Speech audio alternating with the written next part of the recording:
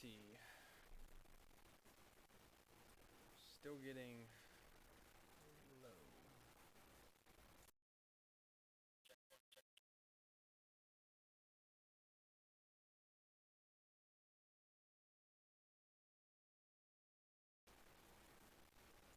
One, two. Hey, hey. I don't think it's very loud.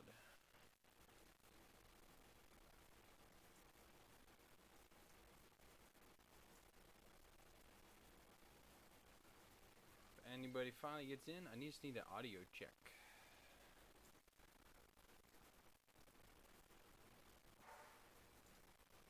Input is that. Device properties. All the way up.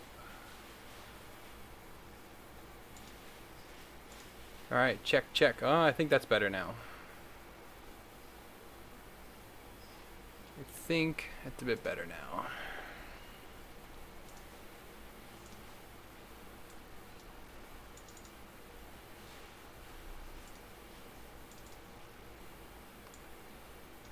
Let's see, can I change up to here?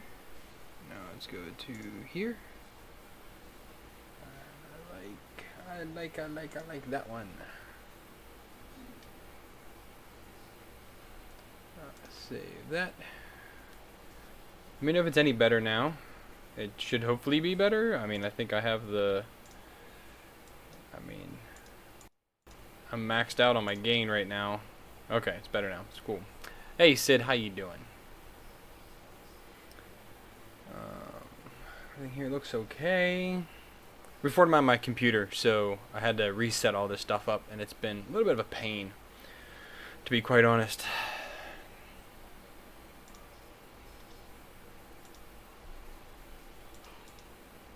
Let's see here. I don't want top chat. I want live chat. Let's check everything here. Okay. All right. So, trying to figure this out.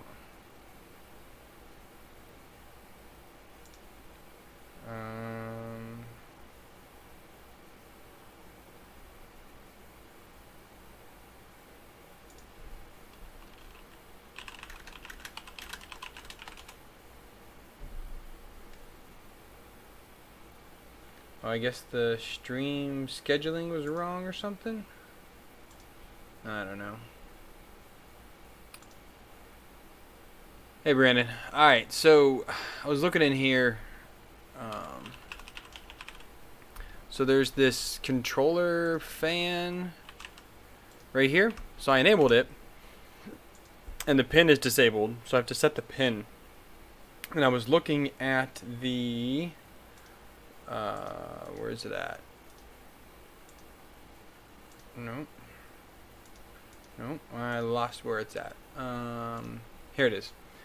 Alright, so I was looking here at the pinout, and I can use, I guess, anything, right? I'm not really sure what pins I can and can't use for this. I just need a 24 volt out.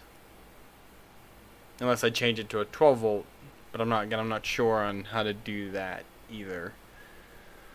I just don't know what's going to give me a 24 volt out.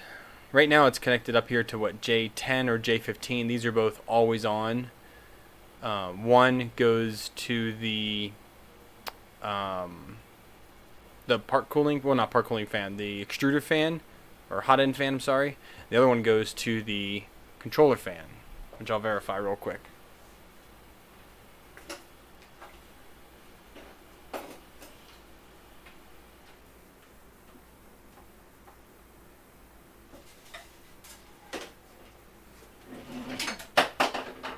Bet you down.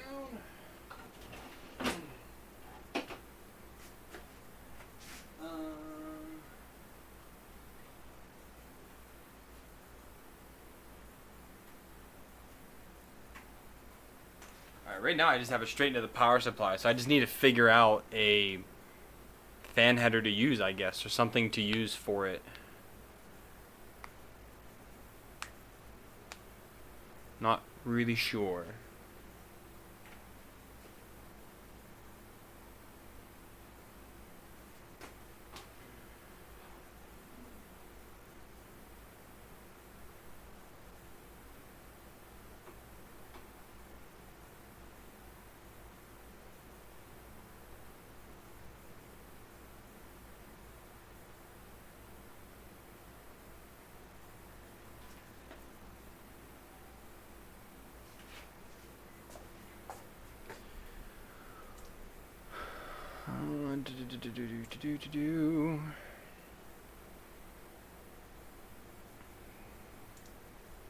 Yeah, I've not been able to find it yet on what to actually use for that.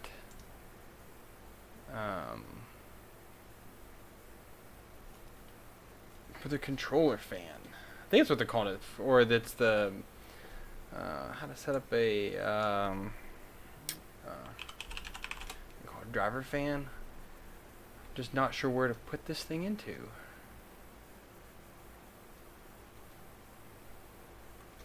Fans is not going to help.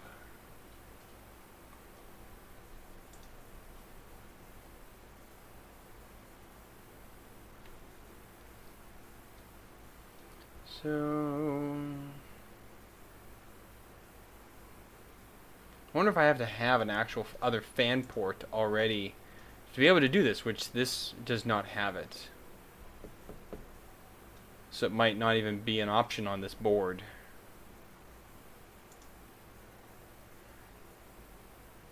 Hey, Dad.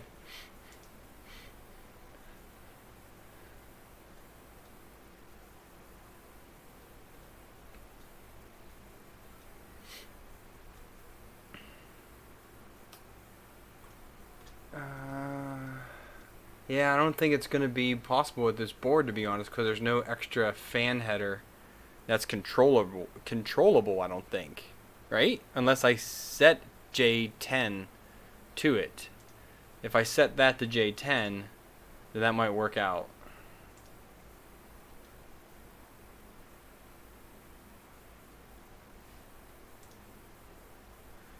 I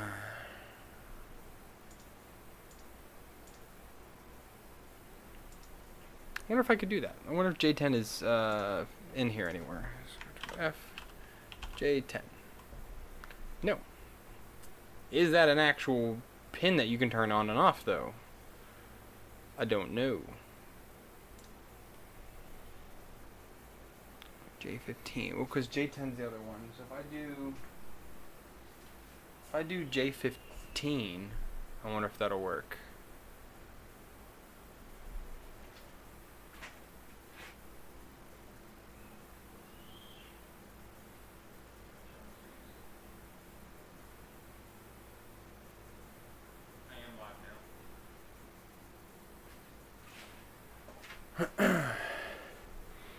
PB1. Where's PB1 at? There's PB3. Oh no, well PB1, that's the park cooling fan. So that's already hooked up. I'm looking for a fan just to hook up for when the drivers come online. I think I'm getting a little hot here on my mic here. I want just the fan to come on whenever the drivers are online, because otherwise this 5015 fan just runs all the time where it doesn't need to.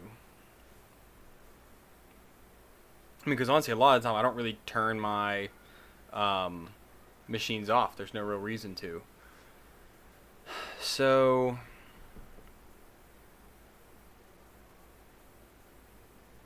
yeah, again, I don't know if... Well, yeah, because that's not going to work. So even though that says J10...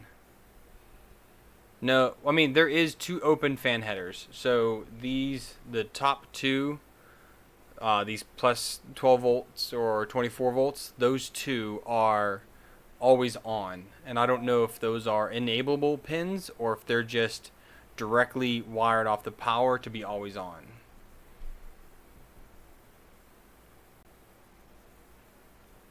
Yeah, but they don't have a pin code. The connection is J10 and J15, but there's no pins associated to that. I thought there was another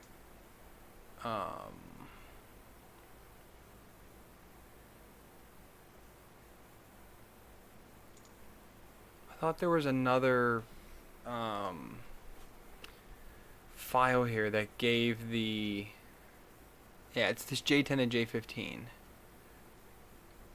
I thought there was another file that gave more information. Let's see here. Nope. Yeah, this does right here. So, whoa. Okay. I'm not really good at reading these schematics. It says it's J10 or J15. Of course, none of these are searchable. So, that's the end stops. There's J11.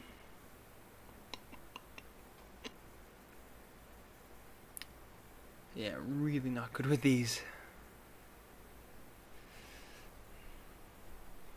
Where are you at?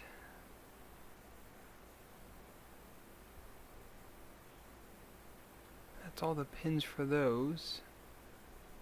The resets, the VREFs, motors.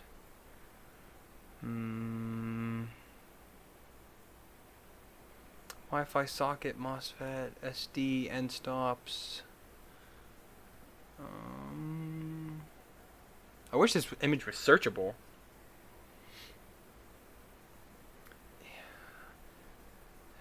Yeah, they might not. It might not. I mean, again, it would be nice on here. It's not really a need to have, but it would be nice to actually have that to be able to do. But I'm not even seeing those ports on this schematic. I've already looked at that one. This is the actual run out from it. That's the underside of it. So if the fan is there, those two are up there.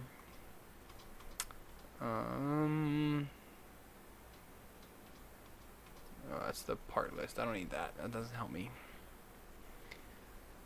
Let's just go down this real quick and check. Fan, SD stuff. More depends, steps, direction, enable step directions. Step.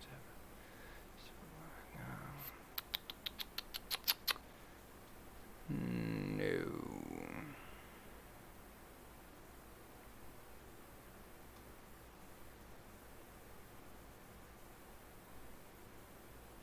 Yeah, I don't think those are assignable at all. So I guess that's just that's gonna be a no-go, because the only actual fan header that is on here is the part cooling fan header.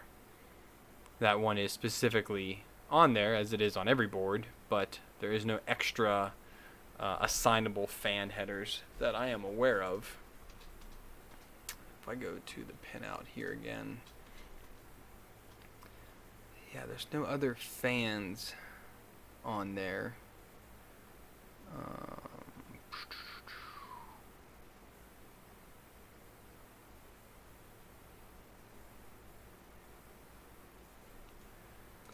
What's PB1 cited as? Yeah, PB1 fan.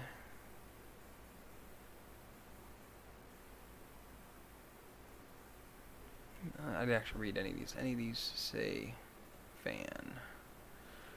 Heater.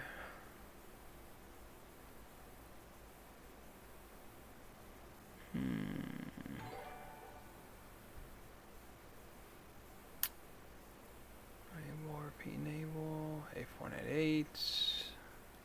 Yeah. It's E fan right there for that MOSFET.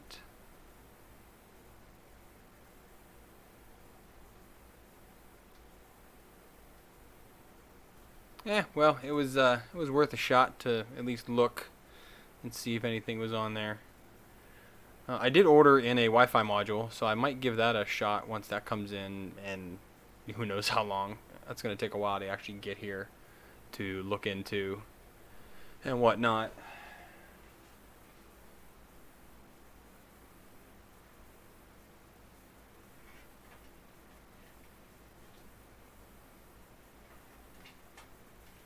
This machine is like pretty much like new right now. I'm gonna pull it over here and manage some cables while I just hang out for tonight.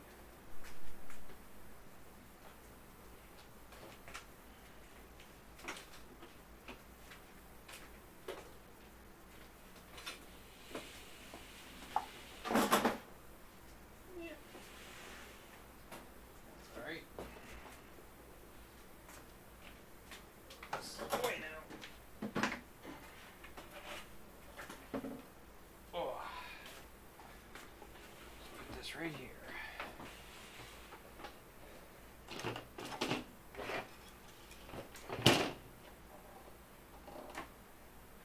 Now that I have things installed, I need to get these cables remanaged. So I got the BL Touch installed last night. I worked on that for a while, and then I have a new filament runout sensor installed as well, because the other one was junk and didn't work even after messing with it.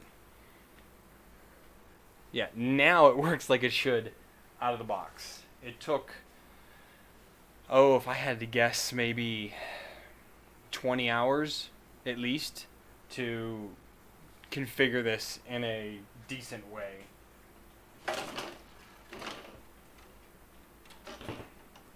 There's only one thing that I did that was kind of like more of a nice to have than a need to have, and that was, well, I guess two. So the BL Touch was more, I guess that was more of a need to have, just because the bed never stays level in this thing. It always wants to skew because the way that the Z limit switch is mounted. And I did apply CNC Kitchen's fix, but that didn't work either. I was still getting variation and having to tweak for every print, or every 5 or 6 prints, I'd say. Actually like 3 or 4 prints. I had to redo all that.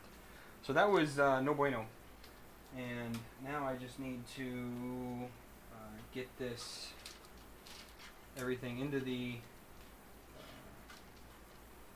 sleeving here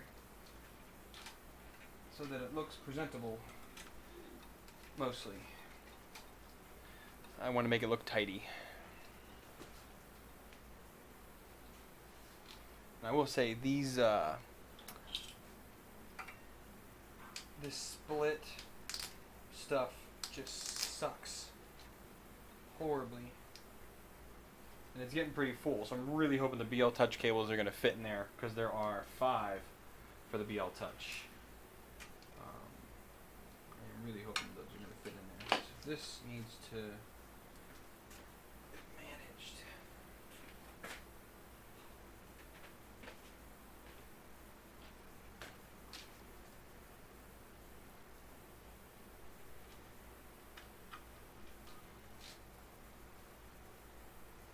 I actually made this filament sensor a long time ago for the Delta. I think for one of them I was going to put it on there just to play with. Well, I ended up never installing it, and it's been in the drawer. And once I got the pinout on this figured out, because it was wrong in their documentation, and Brandon helped me find the thing last night, so I think I did print one, Brandon, but I threw it away because I didn't use it. I was like, I'm never going to work on that printer again. Here I am. So black's the middle pin. Remember that.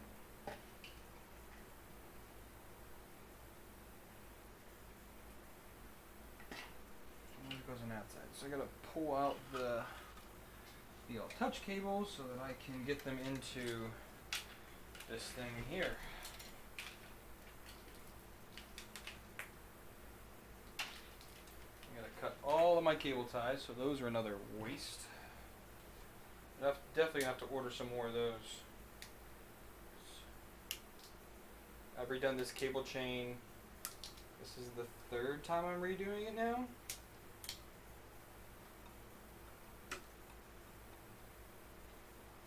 So yeah, they're not lasting long with all of these fixes.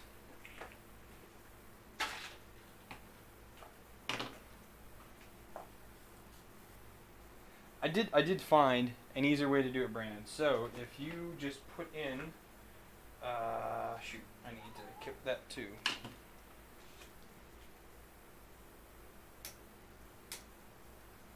I did find a way to be able to just pull them in, and it worked out fairly well when I did it the other night. I got this on in like 2 minutes.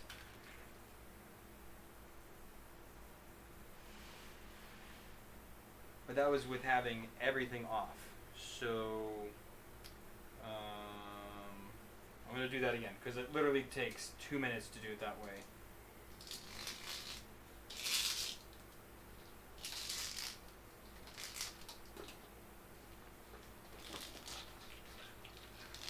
I have a couple extra cables going into it. I'm leaving the Z end stop on. I don't know why, but just in case.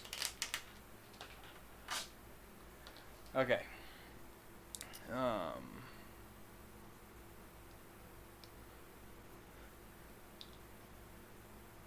Oh yeah, that Cosmo, man. You should be able to do it with a Cosmo because those print so bloody fast.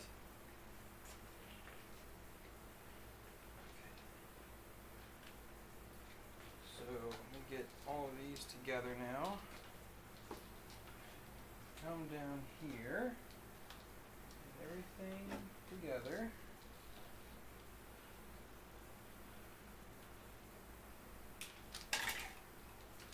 Once you get the first bit on, and I drop that cable.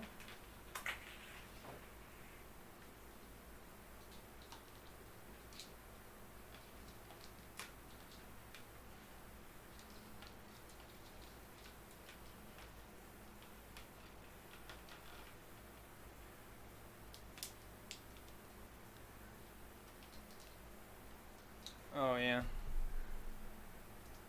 There we go. I don't really have any of the other cameras set up today, so I'm just kind of doing this. I don't really like the way I have Streamlabs set up right now. It's just not, I don't know, I'm not jiving with the setup. I was just looking at Nerder Die at some of their things. I mean, I have some stuff, but I just don't,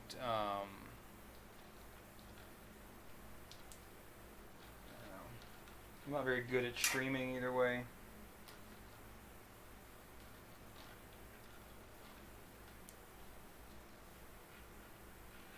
Well, I do have something better than a webcam coming, so that is one cool thing.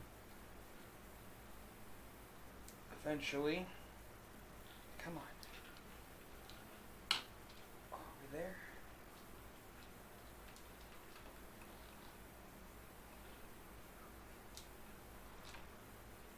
Alright, we're there. Alright, so yeah, once it's on,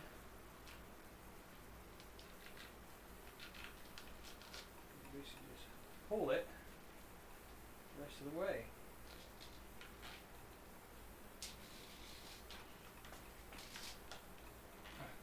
Most of the way, at least.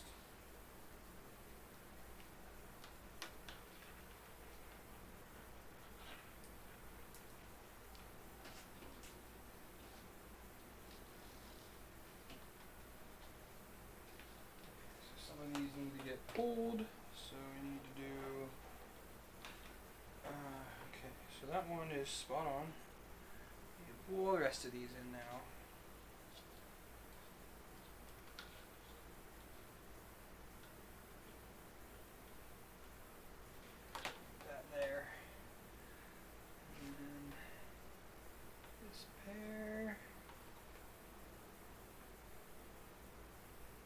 Come on. I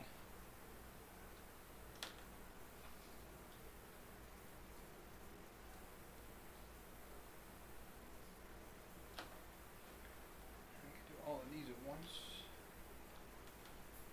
Same length. Except for this one. Yep, that one. I need to pull the BL touches again.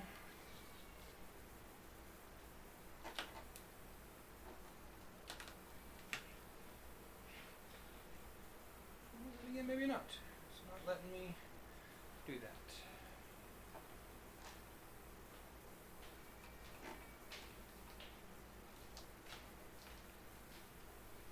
Come on.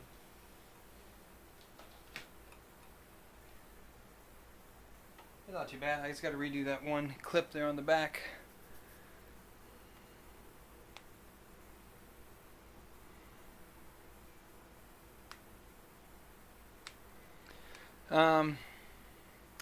Well, I don't have a 24 volt 4010. I mean, I could use another buck. I mean, I already have one buck here for the extruder fan, the hot end fan, because that's what I have. I don't have another. Actually, I did because I put this blower fan on, which is right here. I removed the 50 millimeter fan that was here that was blowing on the board, so now I have the airflow going here and coming out of this back fan. So I do have that 24 volt fan there. I didn't feel like rewiring it again though, because I did all that work, and I was like, yeah, nope, not redoing that.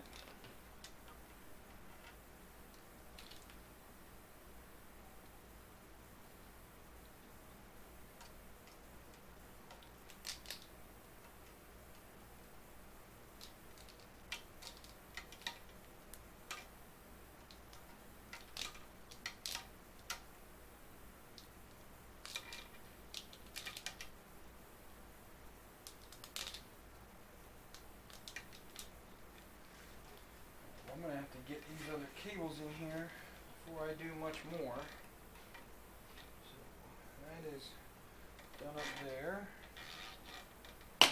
Start zip tying this back together now. Where'd my zip ties go? I thought I got them out. Oh, I did them right here.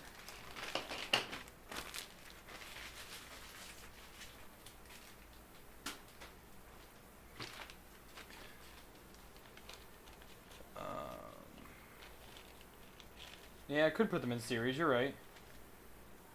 I do, because I have a bunch of 4010s from all the printers I took them off of because they're crummy part cooling fans. I took them all off and put on decent cooling.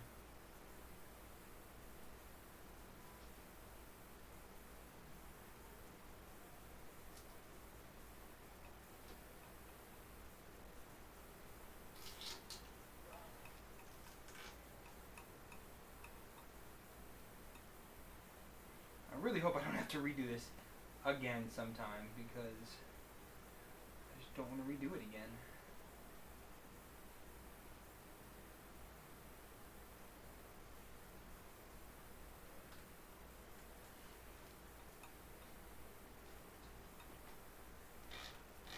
Oh, and I saw Barnacle-Lee's. Hey, Medic, or Vince, I guess. I should call you Vince. I saw Barnacle-Lee's video yesterday on the RTX voice. I can't get it to work. So I tried enabling it, but it just tanks my audio altogether.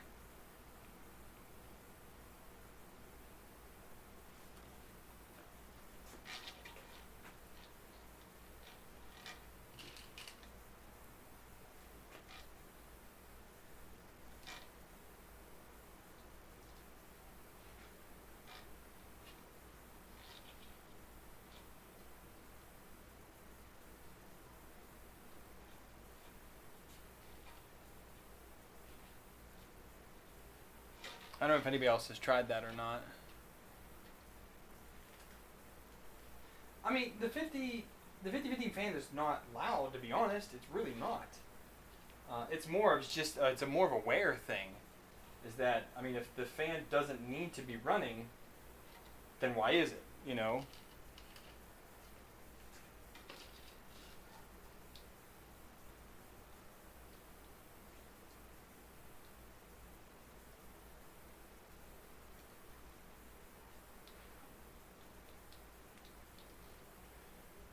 Okay, we are there.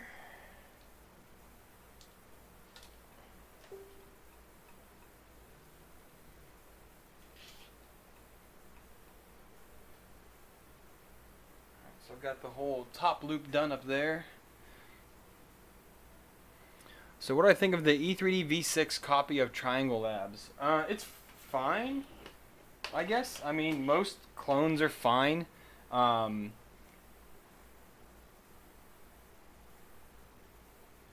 why not wire it to the hot end fan?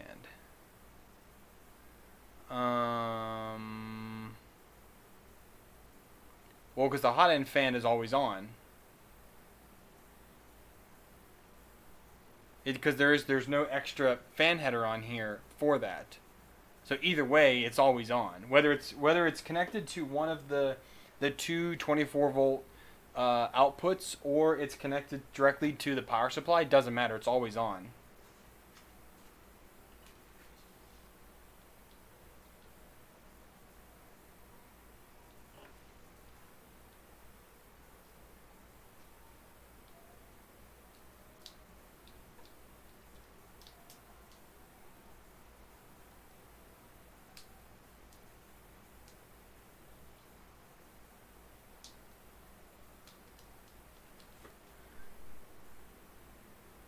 Yeah, always on. It's not like, so this is honestly, that's why I like some of the other boards. This board is, I mean,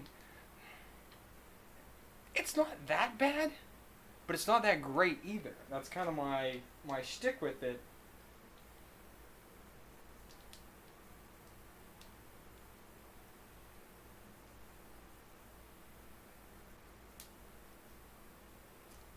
You know, I mean, using Marlin 2.0, now that I actually kind of understand it, it's not that bad. But like, I like the Tri-Gorilla on the Anycubic i3 Mega has all these extra hot end fans, so, or all these extra fan inputs. So it has one for the drivers. It has one for the actual hot end fan, so that when it goes above 50C, it turns on. Yeah, I mean, it is meh. I mean, it was easy to install the BL Touch. That honestly did not take long at all. The longest part was just for me to figure out how to do the code in Marlin 2. Matt, you're going to make an MK2 clone. How come you can do an MK2 and not a Mark III?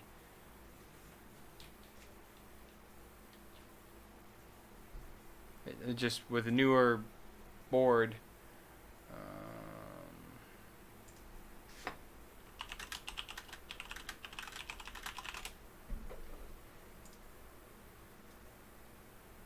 Oh yeah, I did print that before, Brandon. That piece, but I just have not, just haven't used it. Oh, wooden frame.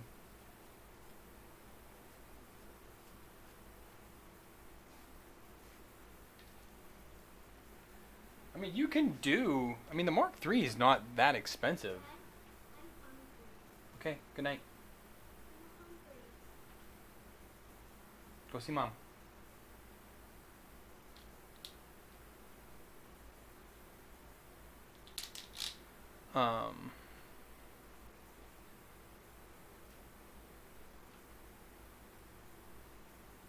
Firmware didn't work, yeah.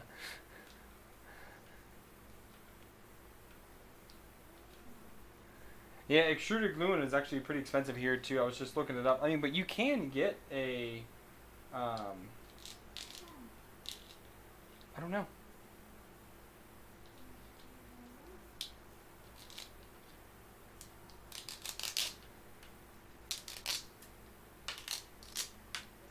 But I was looking online. You can get a bear kit for, I think it was, what was it, $70 or $60 for a bear build. I mean, if you want to do a Mark III, and then there's the guys behind the bear. There are a lot of them are using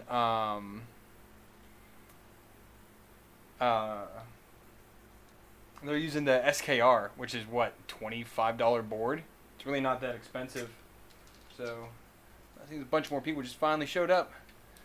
So Mini Blaze, sorry, you asked. I'm just finishing up tidying the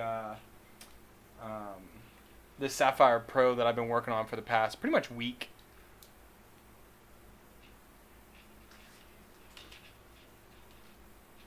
It's been quite the build, I can say that.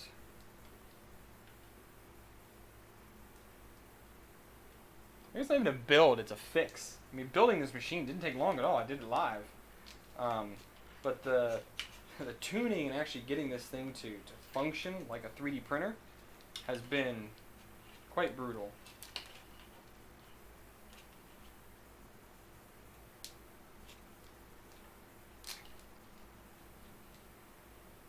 I guess I should say function like a decent 3D printer is what I should say. Maddie, just look it up on AliExpress. I think they're like $60. Let me double check.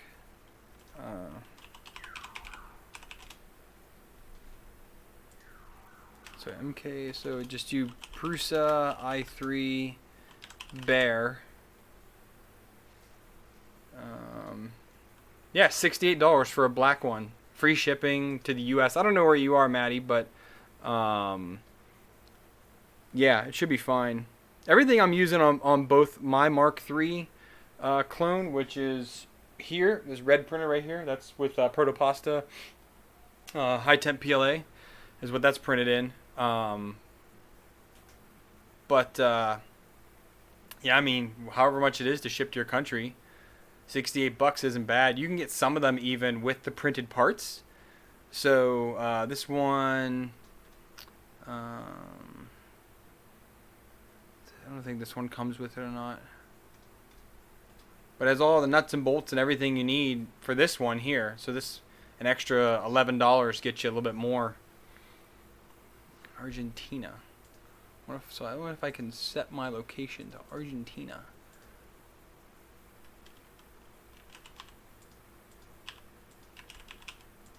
Argentina. Let's keep the language to English, please. And it's still US dollars. Save. So $50 for shipping though. So that's, you'll have to kind of work that out.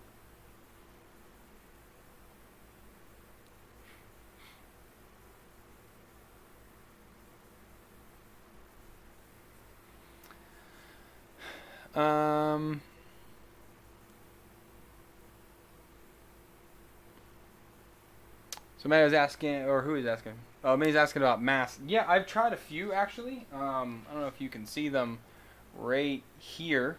I've got a couple.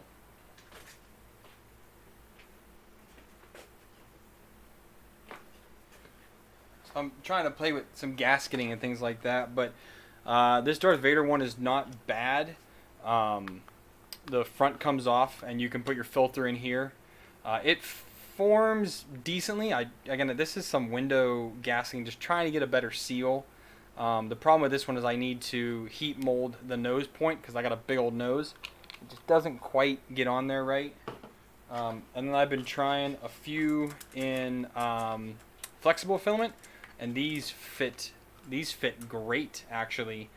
But I'm not very happy with the actual TPU prints themselves. There's a lot of gaps in them. So I'm going to dry my TPU for a couple days. And then I did try printing that model, but in PLA because it does fit so well. And it does not fit at all, really. So I need to try and heat this nose part and widen it out a bit to be able to get over my big old nose and fit properly. But I have another one of these I tested out. I just printed in white just to kind of test it out. I have worn this one out. Again, it's not bad, but I'm looking for something a little bit better. I have found one where a guy made a silicone mold of for his, so I am going to try that one out.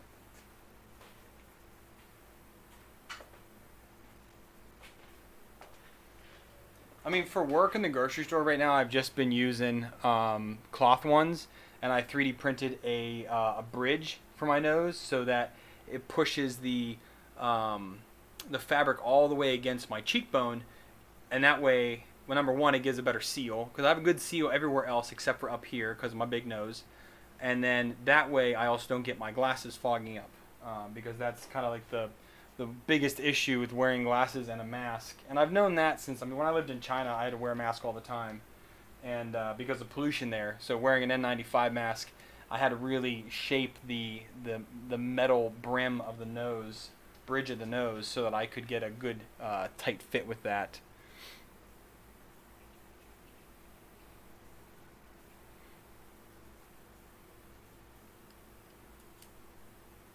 Maddie, I'll be live. I'll be on for, I don't know, maybe like 2 hours tonight. I don't know. It kind of depends on what I'm doing and how interactive everybody is. Um, but I usually get on. So I do streams now every Saturday. I used to do it every Saturday. I'm trying to get back into it again. So do my live streams every Saturday about 7 or 8 p.m. Eastern time.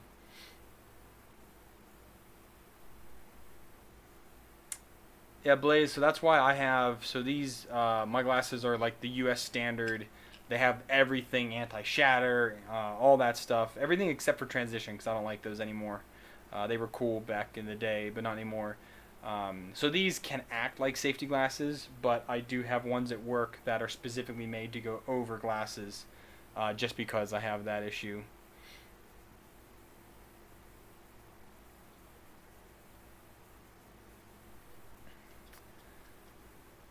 Um,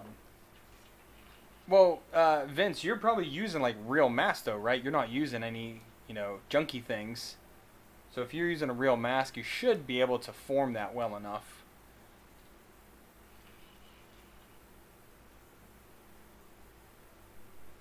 Make the masks. I have not. The one I was looking at, where's he at? Um, did I close the window? I think I did. Like I said, the one guy, he has the STL, so you basically just take some silicone and you print the mold, you sand it, put a little bit of Vaseline on it, you put your silicone on there, and then smooth it. Do the same thing on the other side, and then join the two pieces, and then you get basically a liner and then a flap. So that flap will actually kind of suction against your, this whole area here, and give you that good seal, because it's flexible. So that's the reason why that one caught my eye, is because again I have a hard time finding anything that really fits properly. Anyways, so this is almost there, and I've got one more cable to punch through here. It's just a filament sensor.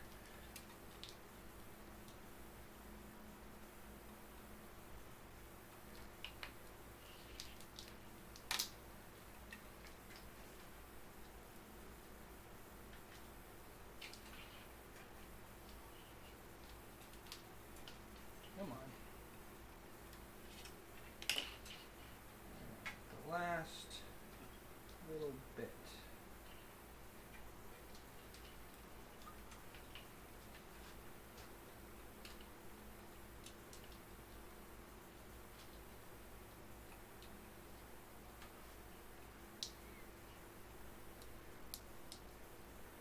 Designer wear glasses. Yeah, I'll check it out. Hey Jake, what's up, man?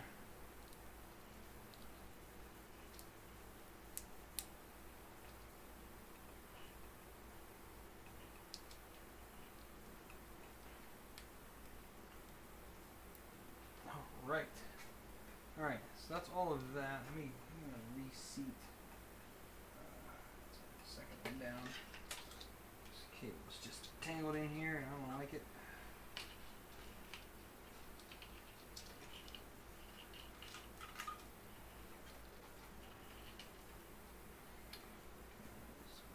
Back in here. And we can rewire the BL Touch.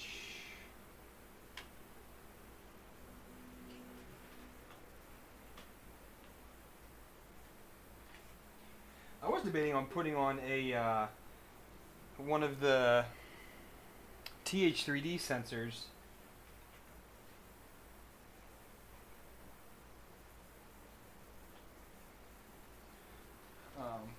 But I honestly did not feel like designing a mount for it.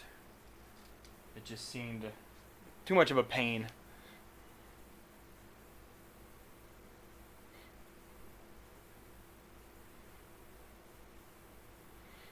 Jake likes to join all the live streams.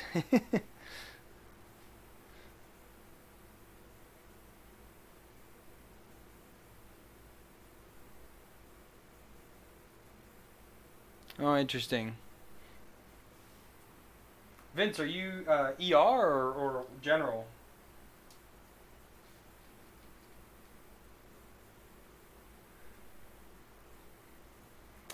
So Blaze, this is by Two Trees. It's a Core XY, or Core YX, depending on which firmware you're using. Hey, Darren. Um, and it's 235 by 235 by 235.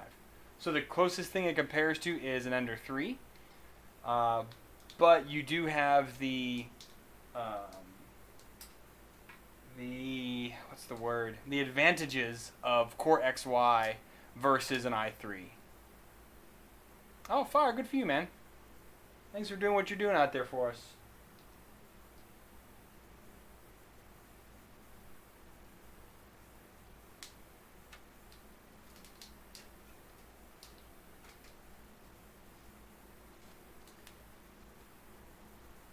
Fire is one of those, when I grow up, type of jobs I thought about doing. But so this, yeah, so it compares to the size of an Ender 3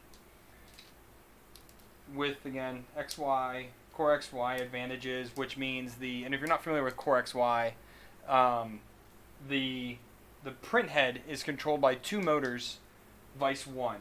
So you have the X and Y motors with their belts. It kind of makes an H, basically. So like this is how it goes across. And you have the motors up here.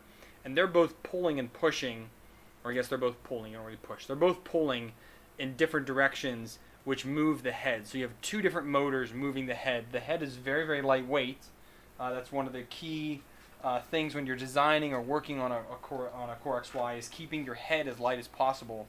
And as Brandon said, you can get crazy acceleration without any ghosting or any defects in your print, assuming that your hot end can keep up.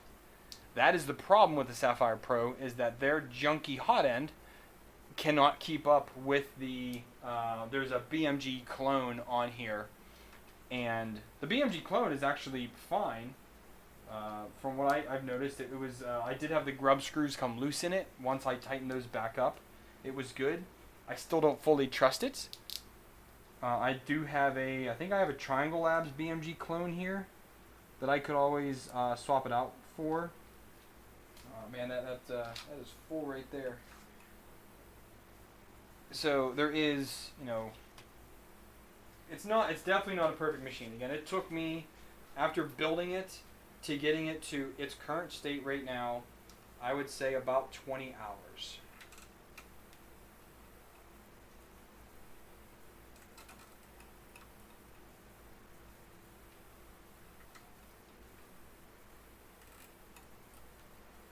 So quite a long time to get a printer working.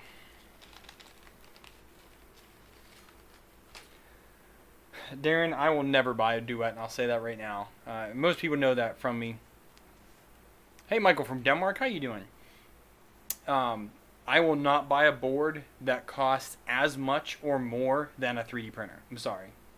Now, if I was building, a $2,000 machine like a Railcore, then great. But I'm not building a Railcore, so there's no reason for it.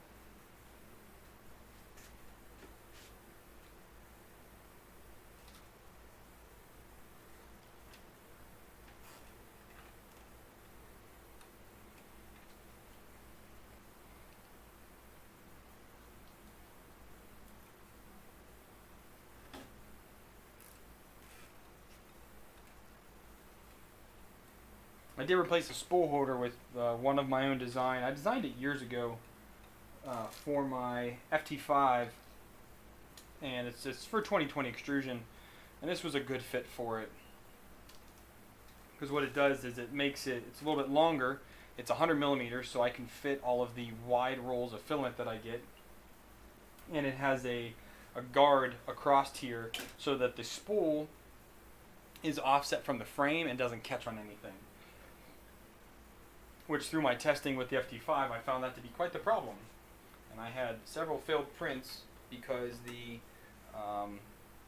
extruder had stripped the filament.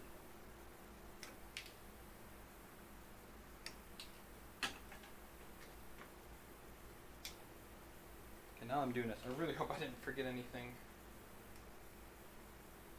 And I hope it all works when I'm done.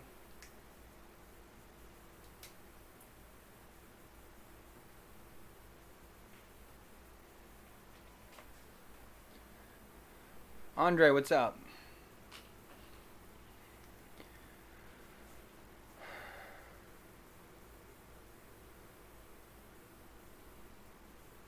Oh, watching someone's YouTube channel today.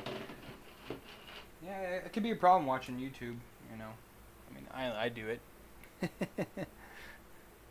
Oh, Jake, thanks for asking. They're doing all right. You know, we try and do something new every day. Today we got off the sidewalk chalk paint and hung out outside, jumped in a trampoline. I mean, we're pretty lucky where we are here. We have quite a lot for the kids to do. I mean, we have a pool, we have a trampoline, we have a yard. So they have space to do things. They've got Power Wheels they can go play with as well. We went out to the store today, and I picked up some things, and we're gonna do a little garden, and we're gonna see how that works. We're gonna do the what's it called, the square foot gardening, where you build a frame up a little bit. So I bought this stuff today, and we're gonna give that a shot. Maybe the kids will like it.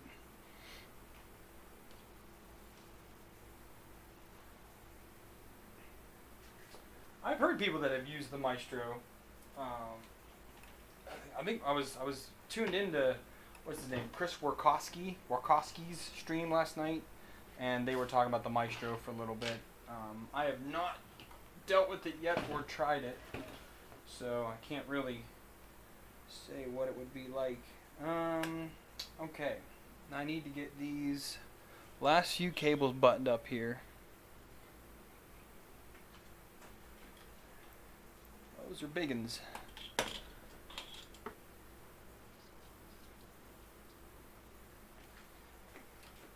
I mean, and I've said this before, Gunnar. You've probably heard this. If I had 1-2 printers to use, okay, you know, it would be worth the money to do an upgrade like that. But to do that kind of upgrade on a review printer, no, it's not at all.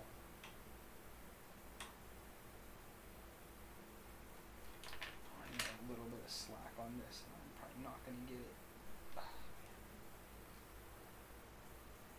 Not going to get it at all, am I?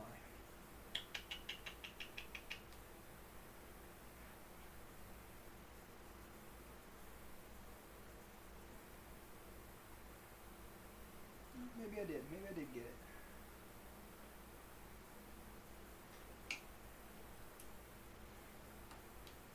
So this is CNC Kitchen's E3D V6 mount. I did have to alter it a little bit because his version cabling is a little bit, well, the mounting holes are a little bit of variation to them than my version. So, because these 3D printing companies put out 12 versions of a printer, and you know, when you review one or you make parts for one, it works for yours, but who knows how many more it's going to do. Yes, my beloved FT5. I do love that printer. It's because it works. Like, yeah, it took... How long did it take to build that printer? It takes about 20 hours to build an FT5, and I put another probably 60 or 70 hours of work into it over the past 4 years. I've had that printer for 4 years in July. Yeah, this July I will have the FT5 for 4 years, and it's still running fantastic.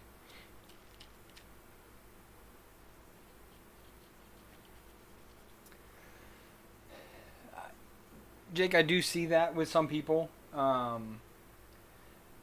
We have a lot of kids. We have 5 kids, so my wife deals with it like a champ regardless. And a lot of the places I've lived in the world, there is nothing to do. Where we live right now, there's nothing to do anyways. So we've always been here at the house doing things with them. And I prefer to play at the house instead of going out and spending money.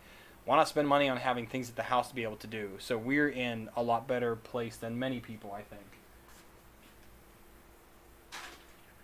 It's not that big of an issue for us here. Bowl cuts. Well, thankfully, the wife cuts my hair and all the kids, so it makes it pretty easy. Hey, Gunnar, how about you send me a Maestro and I will test it out. I will play with it. Is that the same V6 you used in the SM V1? Yes, it is. They are all, I mean, I'm going to tell you this right now. A V6 is a V6 when it's PTFE lined. I have had nothing but problems with everyone's all metal throat except for the one directly from E3D. Theirs has been great. Everyone else's sucks, to be honest. But any of this one is PTFE lined because I'm only going to be doing PETG and PLA on this, so I don't need anything hotter than that. Brandon, shut up. I am going to use it. I just ordered. Let me find it here so I can show you because I watched Chris Riley's video on the SKR 1.3.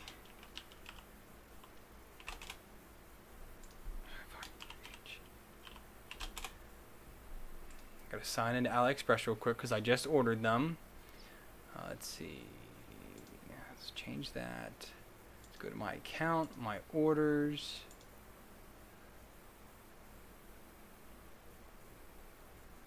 Alright, here they are.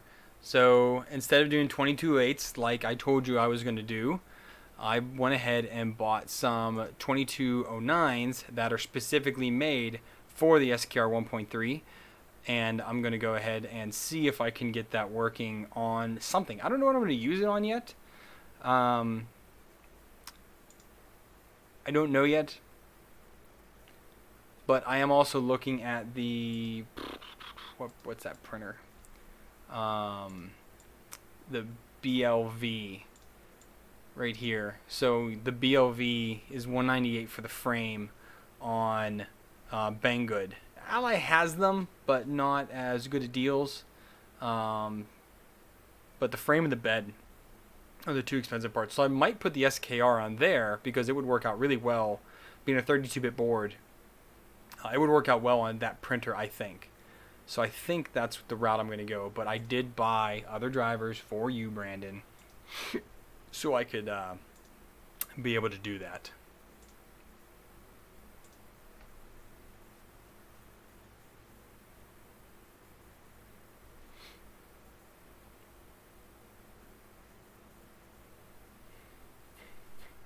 And then 3D Maker Kit, I did a lot of work on the CR10. So if you check out those videos, and those have been fantastic machines. I still have my CR10S, but the CR10, I had upgraded the hot end and everything on there as well.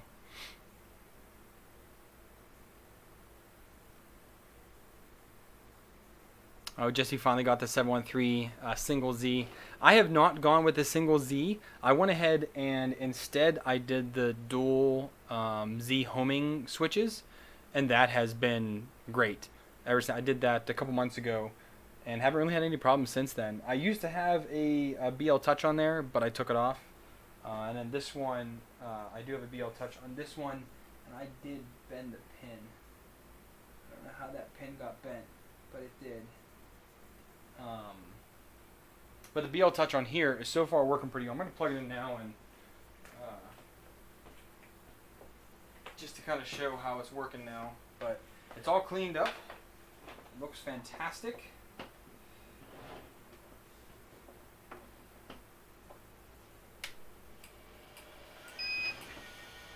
That fan in the back, though, does not sound fantastic. I might swap that fan out because it runs loud like this for a minute. Yeah, the BLV, if you go full tilt on it, but since I already have some of the parts, and I'm not going to buy genuine stuff because why? It's too expensive. The only other expensive part is going to be the Highwind carriages, what I think is $70 to get the 3 of those for that. Like I said, the bed's like $80 with the spring steel sheet, frame about 170. I have most of the motors I would need for it, so I don't think I need to do anything different for that. I have power supplies for it as well. I'm not going to put a duet into it because I'm not spending that much money. But yeah, it looks to be about $90 for the rails that are needed. And this is to get a 300 cube. I was hoping for a 400, but I think I'm going to have to go with a 300 cube. Hey, Bill.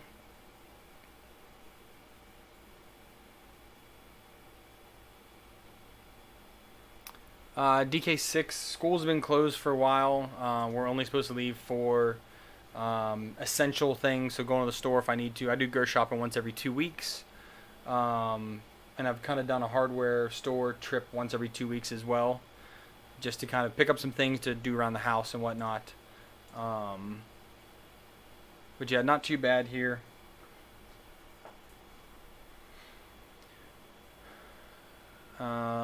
The Robin E3.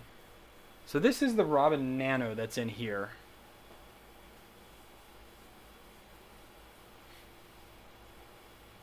Can I do a review of the Nimble Extruder?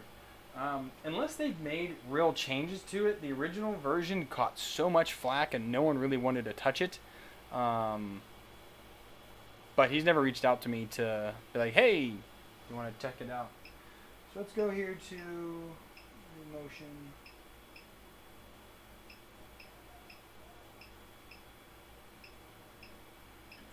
Let it run the bed level.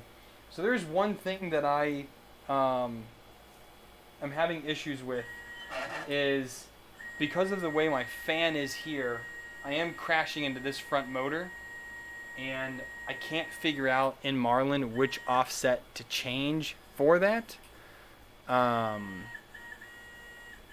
So I need to re-disable that, because I defined that. Let's disable that. So I was looking here at the I have got to put some more freaking grease on that screw because it is so loud. That's the big problem with this. I do have maybe I could do that tonight, I guess.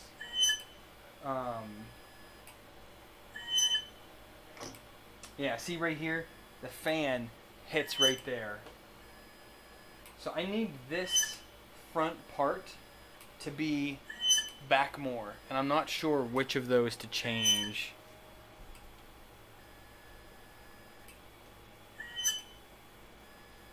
Because I think it was the offset, the inset, but that's only for UBL, and I'm doing bilinear.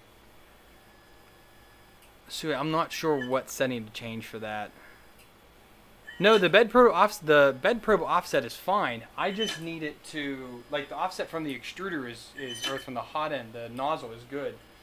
The problem is that up here, I need it to be back more on the Y.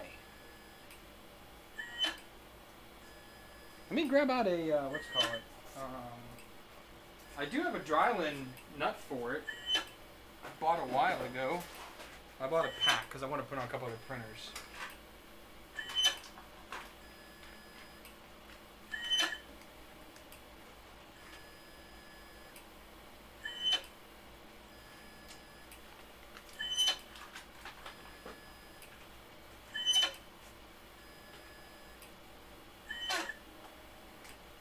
I think I need to degrease the thing first. Do I need to degrease the lead screw before I install this? Yeah. So that's the full bed leveling with the BL Touch on there.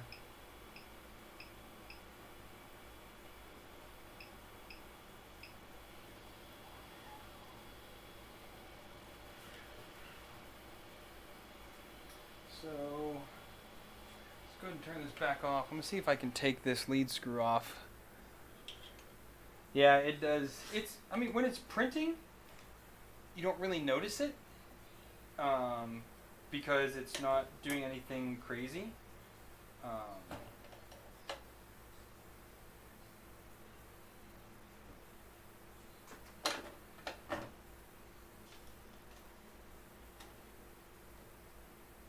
Come on.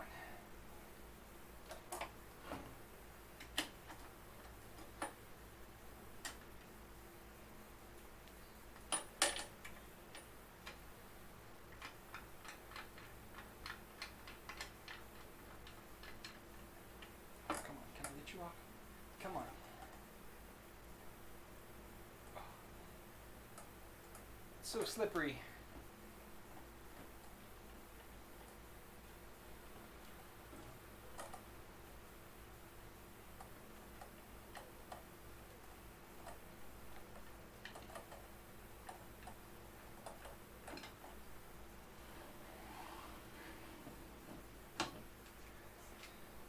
Yeah, that is quite slippery right there.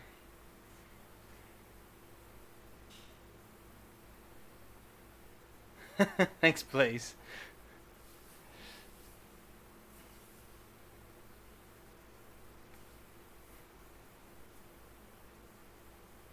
Well, no, with the dryland nut, you don't have to do anything. It should be dry.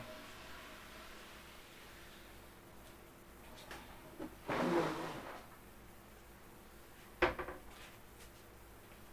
mean, I do have some 3-in-1. Last time I was in the States, I bought some 3-in-1 oil.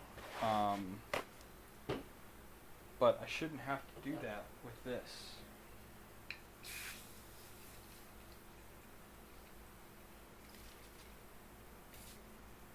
Well, that's one way to do it.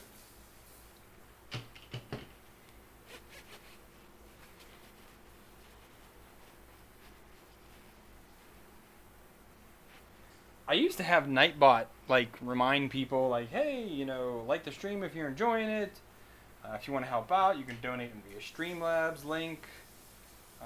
But I don't know what happened, but it kind of stopped working for me. I'm going to relube it after this. I'm trying to get the grease off.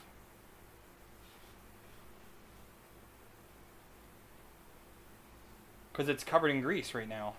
And I don't need grease with the PTFE.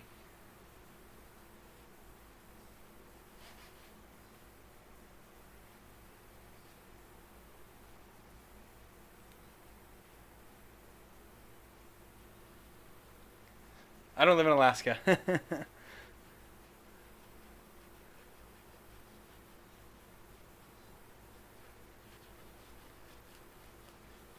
Yeah, I'm just trying to get all this stuff off. Which I'm not going to get all of it, but I can get most of it off. I'd have to probably soak it or something.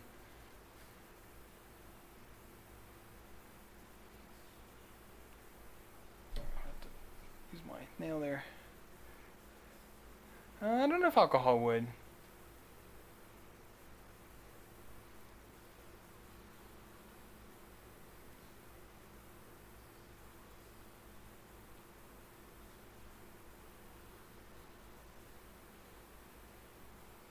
No, I haven't lived in China in a couple years now.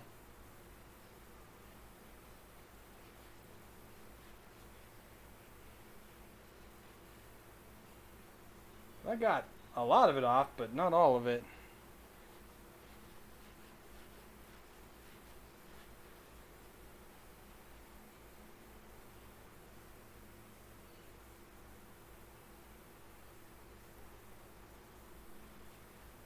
I don't know how much it's going to matter.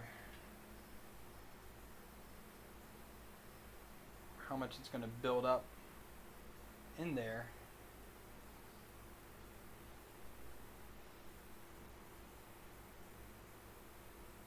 Well, that doesn't squeak at all.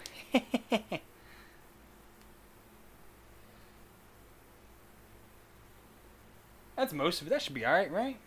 Should be fine. I'm going to wash my hands real quick, get this stuff off.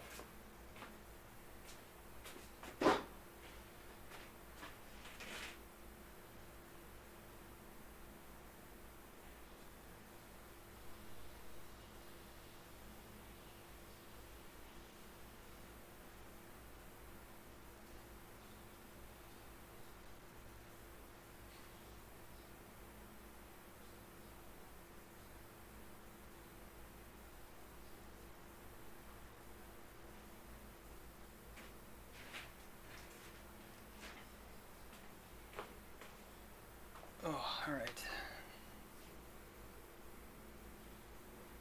Oh no, X9. That's when I lived in the Middle East. I had UPSs on all the printers, also because, well, I had some 220, some on 110, so some on AVR, some on just power inverters. But I had UPSs on everything there because power's really bad. Here, power's not too bad. It did go out on me. Was it Monday? I think it was. We had a storm roll in, and during the stream,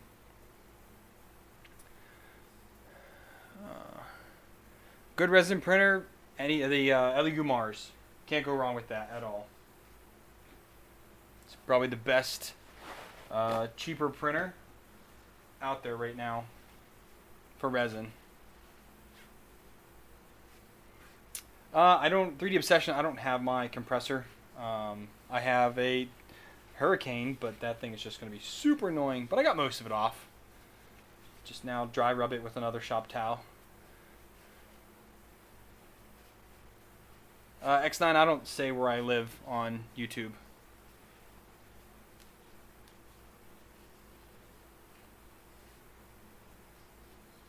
I have a Photon. It works out really well. I just find the Mars a little bit better.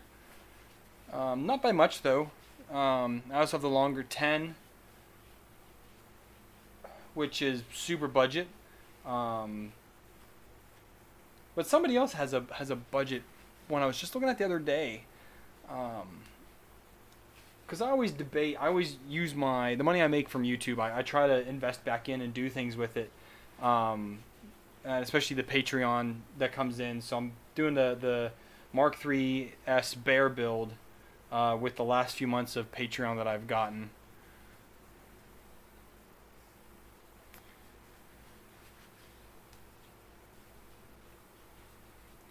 Yeah, but you get the Mars for a good steal now. The Mars Pro, from what I saw, I haven't seen much about it though, but from what I saw, there's not that much of a big deal. And honestly, reaching in the back to get your SD card is not that big of a problem. I mean, we're first world problems here, people. Like, it's not that big of a deal. Alright, so now let's see if I can hold this up with something. Maybe. Nope.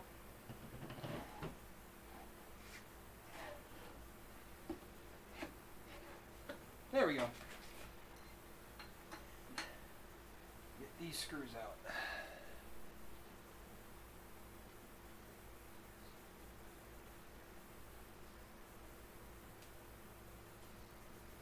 But the print quality on the Pro versus the regular is going to be pretty much identical.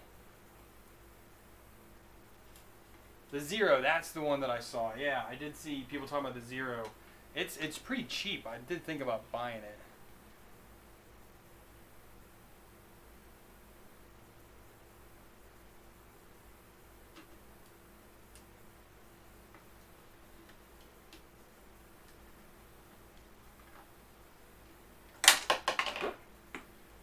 There goes that.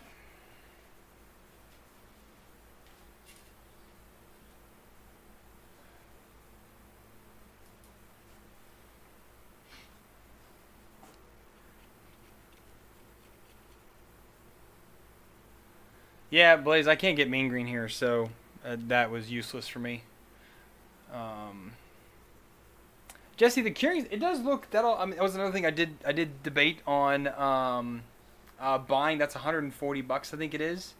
Again, I was just kind of trying to debate what would people like to see more? Me buy a washing resin station for $140 or building a custom printer.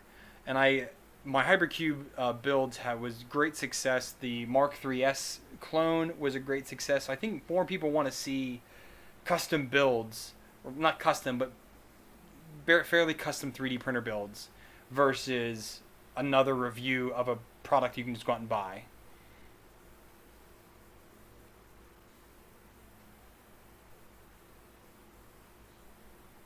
It went up 50. Last night when I looked, like literally maybe a week or two ago, it was only 140.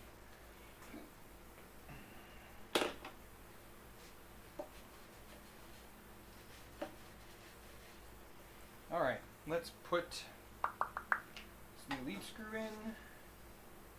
Let's do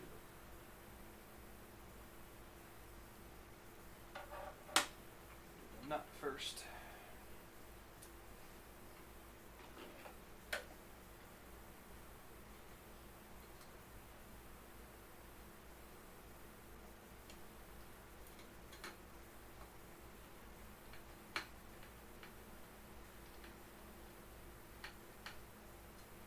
I think Bill's talking here about the monoline issue.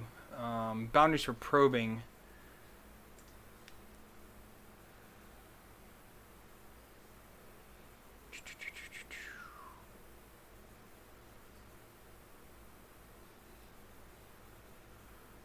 Gunner, you should... Is this the last one I did? This blue might be a little hard to see, but the prints coming off of it are pretty fantastic. It's hard to tell on here. But they are honestly coming out really good now. I still need to retraction. It's not where I want it to be yet. I'm getting a little bit of a... I think it's maybe something to do with the wiper coast, which I don't think I had enabled on my... I'm using my Hypercube profile as a kind of starting point for this printer, but I have not tuned the retractions yet. And I do have noticed in my prints that is one thing that's lacking a little bit on there, so I feel that it could be better.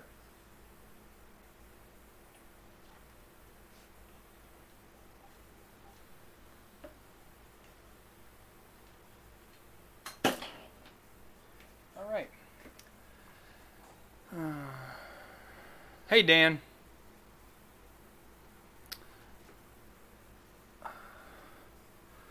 Jeremy, go look at the last video I just posted, which is how I do my resin routine. So definitely go check that out and see.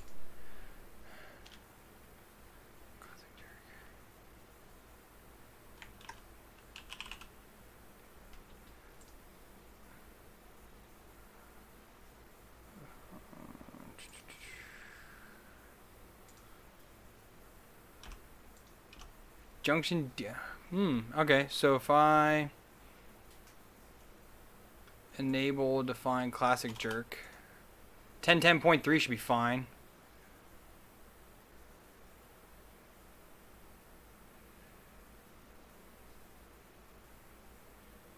Ben, yeah, quality on that printer is good. The reliability of the printer, not so much. I do have I have one video coming out, which is just a quick one on how to swap out the idler arm, which a lot of people don't know how to do. So that works out.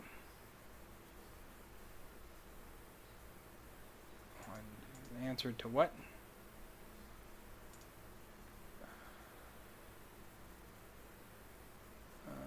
Nozzle as probe. Min probe edge.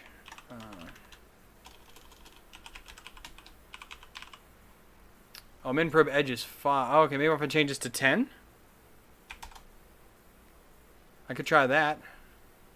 Let me go ahead and I'm going to go ahead and build this firmware while we're going here. Let that run. Thanks, Gunner, for that. I'm going to let that run.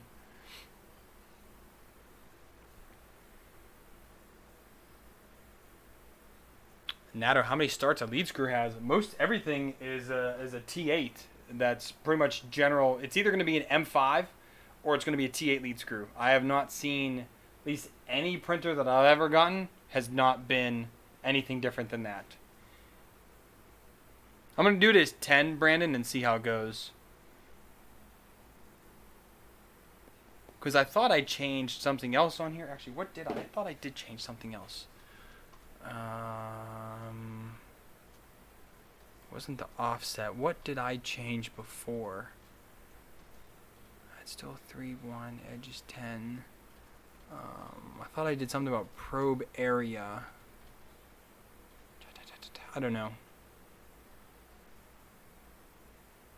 We'll let that run. Well, we'll see how it goes. X9, yeah. Oh, X9, did you buy the metal arm? I think I missed someone else's questions. I'm sorry if I did.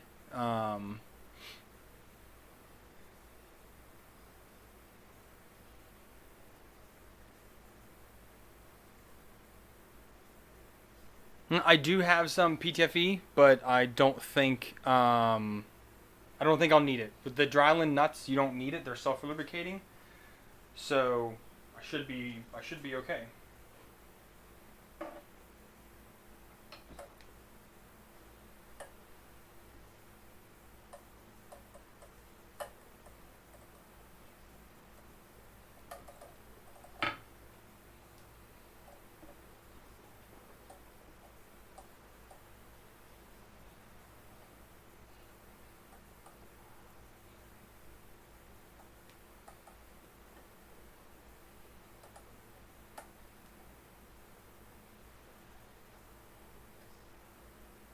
Brandon, you said do something while I'm ahead. What am I ahead of right now?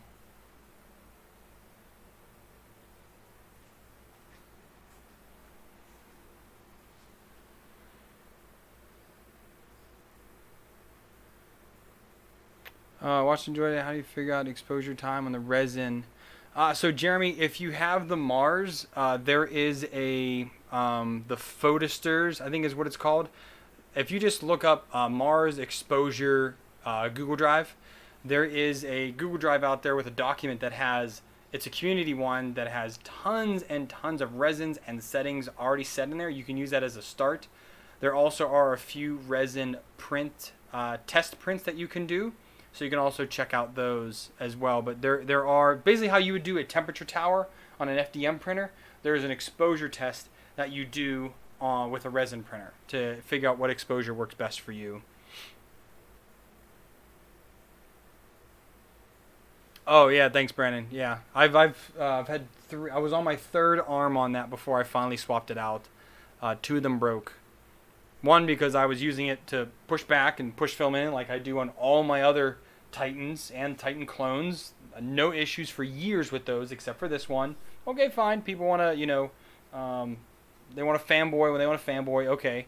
And then the second one that broke, I literally just had film it sitting in there, was printing, print finished, came back the next morning, it was broke. It's just garbage. Their stuff is, that stuff is just bad. And then also X9 that you have it or whoever else is buying it, print the cable chain, the ribbon cable mount for it as well. I linked that in my video as well. But I put that on there to secure that ribbon cable because I did burn one out because it came loose.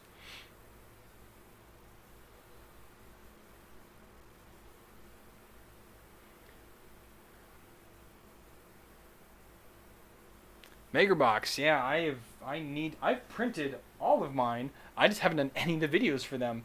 And I do have the last 2 months here that I need to print, but I need to figure out I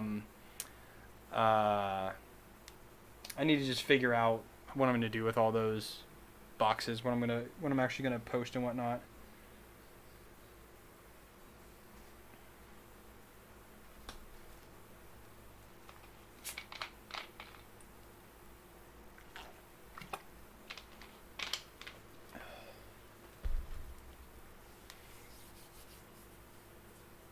Alright, so that firmware finishes compiling.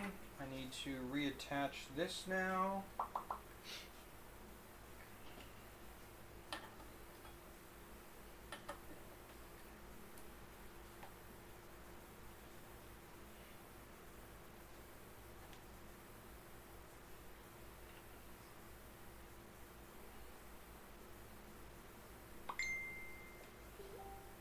Put that on there. Okay.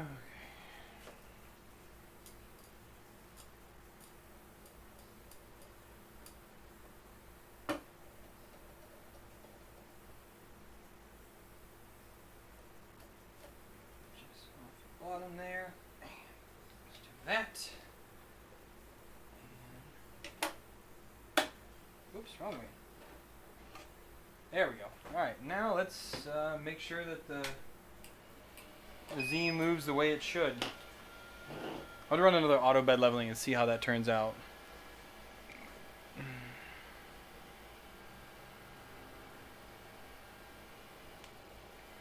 I'm gonna start doing like, I don't know if you guys watch Dude Dad. He's a pretty funny guy on Instagram, YouTube, stuff like that. Every time he does something, it's like, Pepsi, not a sponsor, yet.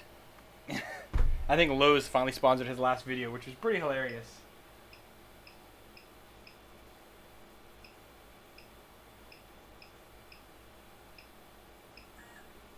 Alright, let's see if this squeaks anymore now that we have the Drylin on there.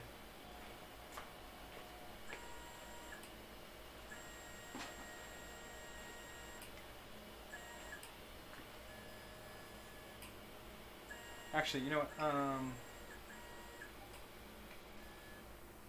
just going to stop that because I want to use the new firmware and see if those offsets work.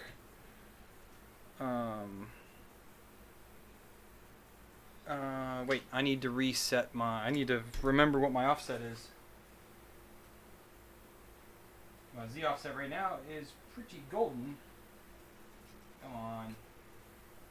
I hate micro SD cards in these goofy printers.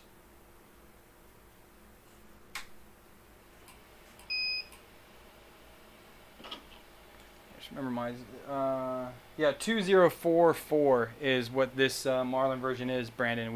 I finally got working here.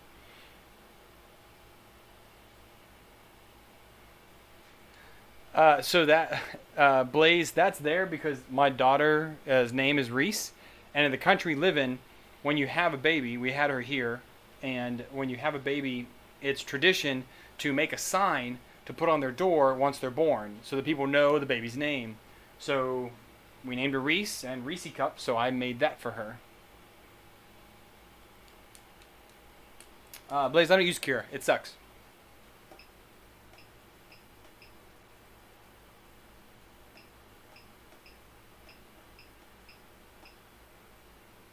Negative 2.17. I need to write that down because I'm not going to remember it all. 2.17. Brandon, it's 2044.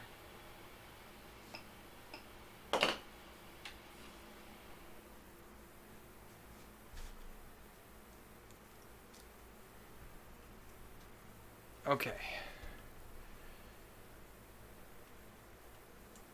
Alright, so we're going to delete this old. Make this current dot old. And then I need to find that firmware, which should be in Sapphire Pro, BL Touch Binary, PIO build, Kiss Rambo, and also Brandon, his version, he's getting the Robin Nano to export with the 35 already in it, so I don't have to rename it, which is kind of cool. I don't know how he's doing it, but I like his version.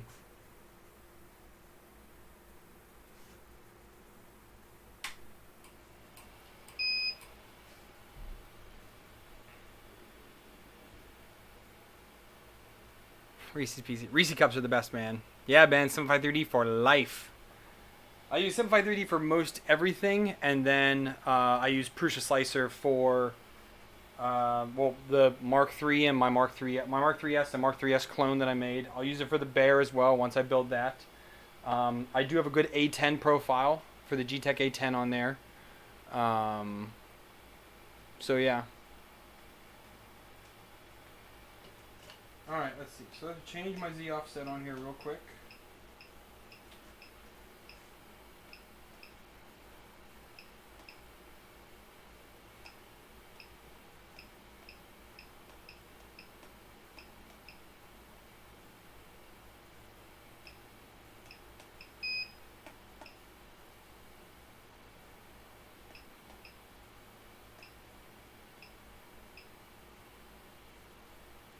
We're saying negative 2.17. I wrote it down. Yes.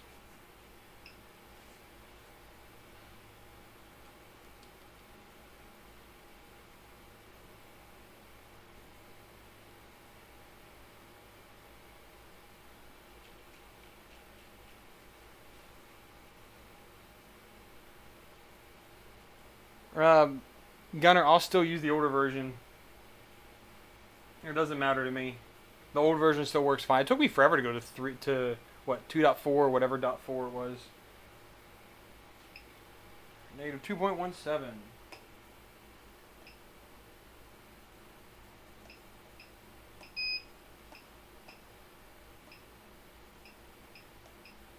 Alright, now I'm going to go ahead and tell it to do the bed leveling. And hopefully it doesn't crash. And I will set my offset on here. Where's it at? Oh, right, it was. So negative 2.17 and save. So next time I build this, at least that'll be up to date.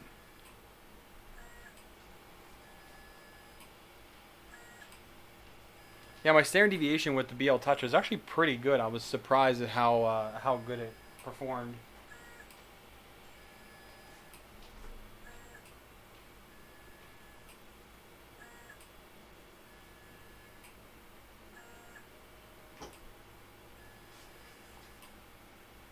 No, we're still hitting it. It's almost like if it didn't accept that offset, that probe edge. I went from 5 to 10 and it still hit.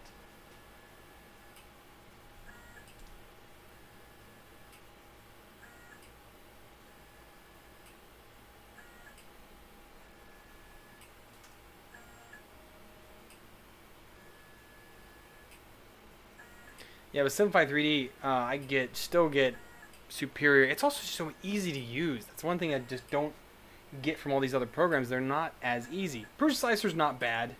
I've gotten a lot used to that, but I just can't.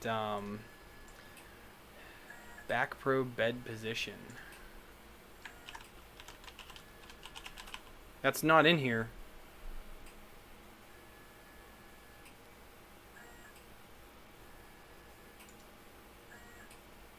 That's just configuration advance. Nope.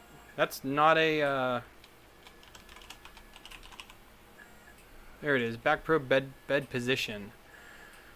Okay, so.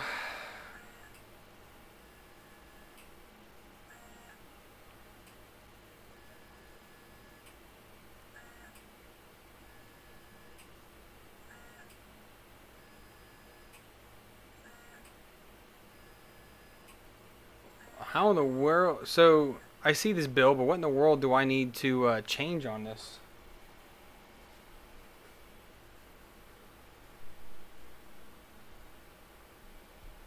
So I want to do I want front right to be different. I need to be a little bit more to the left. Simplify 3D is not free. It's 150 US dollars.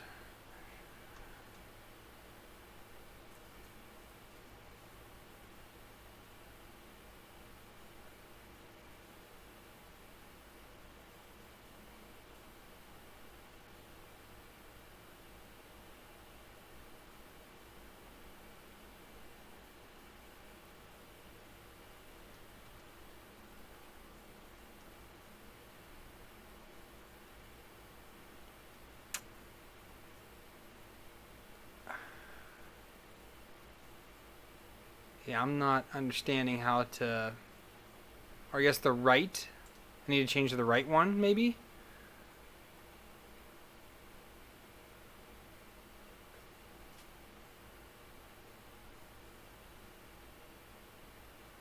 Blaze, I bought Simplify 3D 3 years ago and never looked back, man.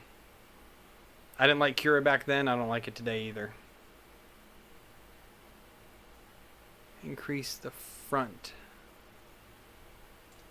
Alright, so if I enable this, what should I set the value as then? Min probe front edge, min probe edge. Or should I just change this min probe edge to a number? Like call it, I don't know, 15.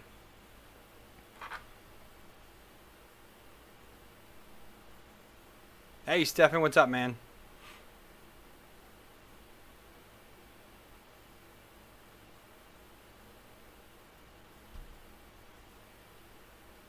Well, Brandon, I think that's what he's saying here.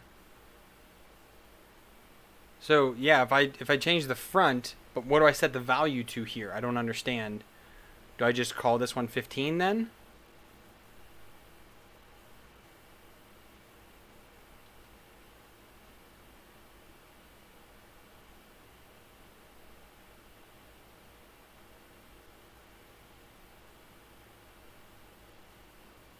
Oh, I'm sorry, I didn't change this. So if I do, where am I at here? So I'm right here. So define mid probe edge front probe edge.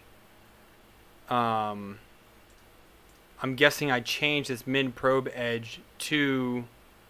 So right now it's 10.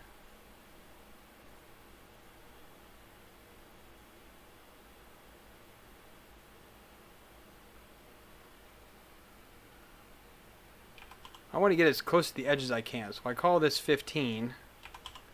Okay. Let's see if this builds.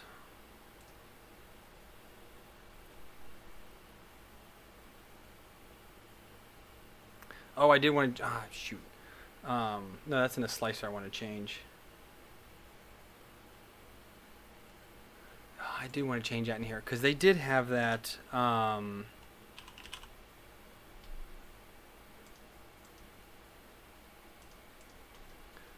So they did have this as... I'm going to call this -3, and we're going to call the y -5. I'll rebuild this again. So I have noticed that whenever I come back all the way over, that it is crashing and ignoring the end stop when I start my prints.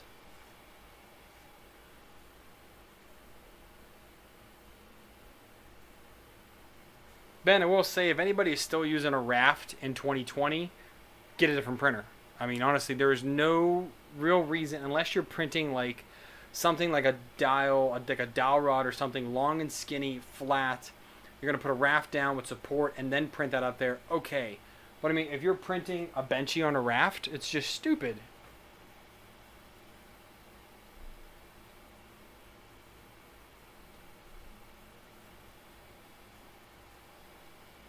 I'm gonna try 15 first and see how that works.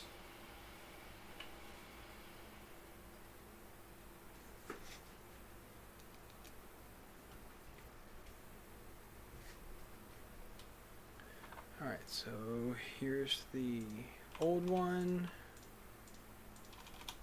Current to old. Huh, I closed that folder. I should have kept it open. Sapphire Pro, BL Touch. I'm very excited that I can actually build my own firmware now. This is super fun. I have to thank Brandon for that, because I would not be able to do this if it wasn't for him trying to help me out. Gunner helped a little bit too, I think.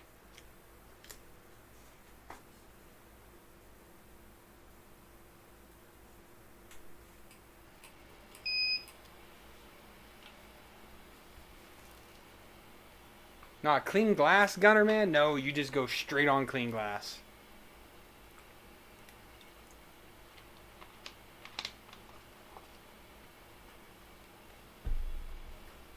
So glue has its place. I use glue as an interfacing layer on PEI because I've ruined PEI by printing flexible straight onto it or PETG straight onto it.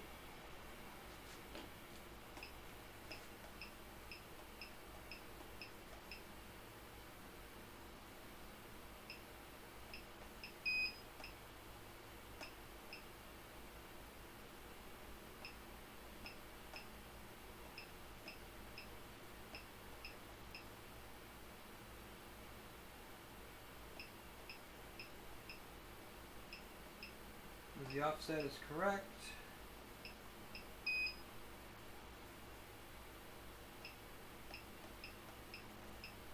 Still good.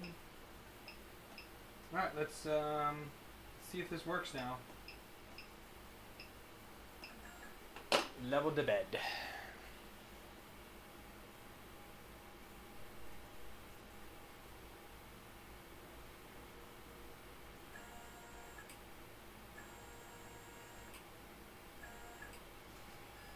Can't get Aqua Het near, so I don't use that.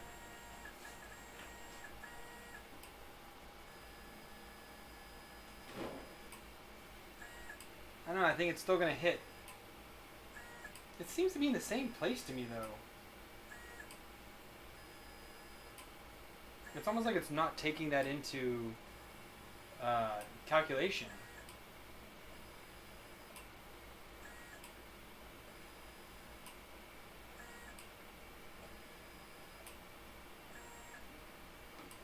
Yeah, it still hits. It didn't hit as hard, so let's go ahead and change that. Let's change this to 20 now. Let's recompile again.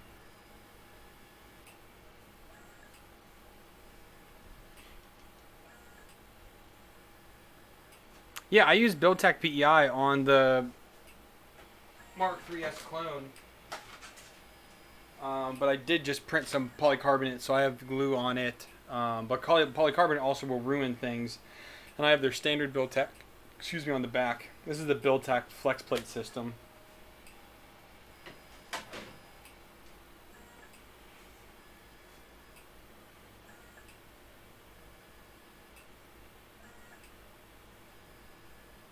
Oh, Brandon, maybe they didn't update the thing on it. I've never used Aquanet either, Gunner.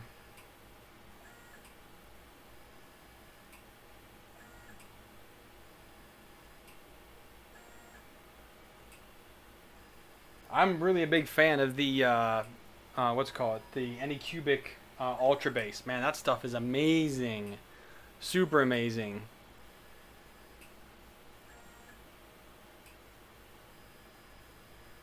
I use Windex to clean all of my PEI, especially the textured PEI sheet from Prusa. That's like the best thing. Aquanet back, yeah. Alright, let's try and update this firmware again.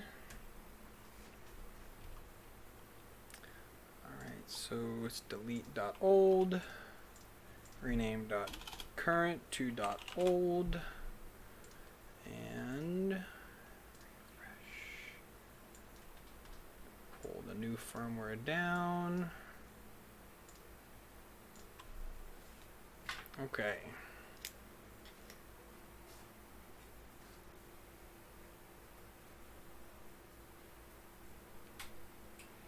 Gunner, for PLA, man, you'll never need anything else.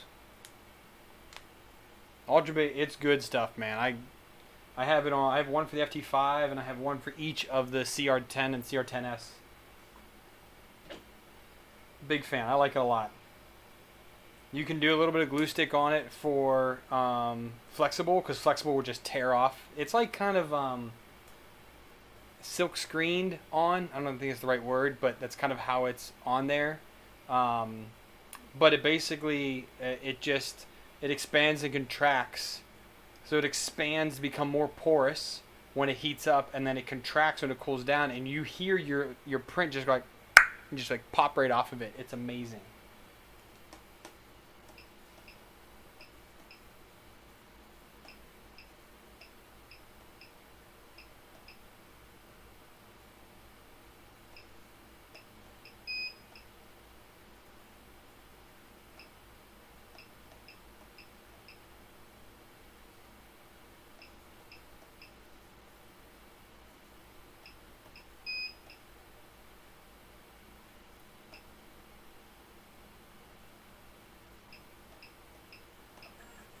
Level bed. Let's see what happens.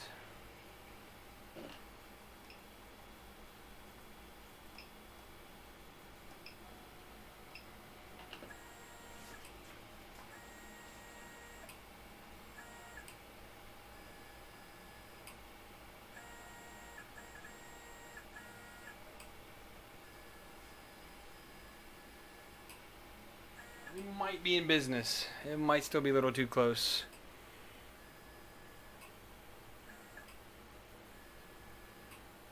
Yeah, I'm probably like 95% of my prints are PLA. I do PETG every now and then for stuff. I hardly ever do ABS.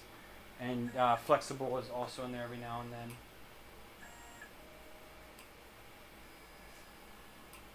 Oh, by the skin of its teeth, it's missing. That is just perfect. Bill, thank you for that help, man. I appreciate that.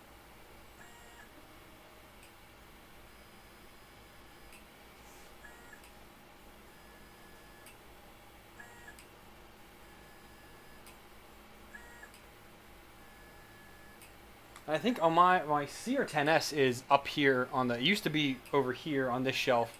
Now it's up here. That uses a mirror tile with PEI. That's pretty much my PETG machine. It has a all metal hot end on it. The micro Swiss one, which never once had a clog on that thing. It's dialed in. It's perfectly level. I never put a easy ABL or anything on that at all.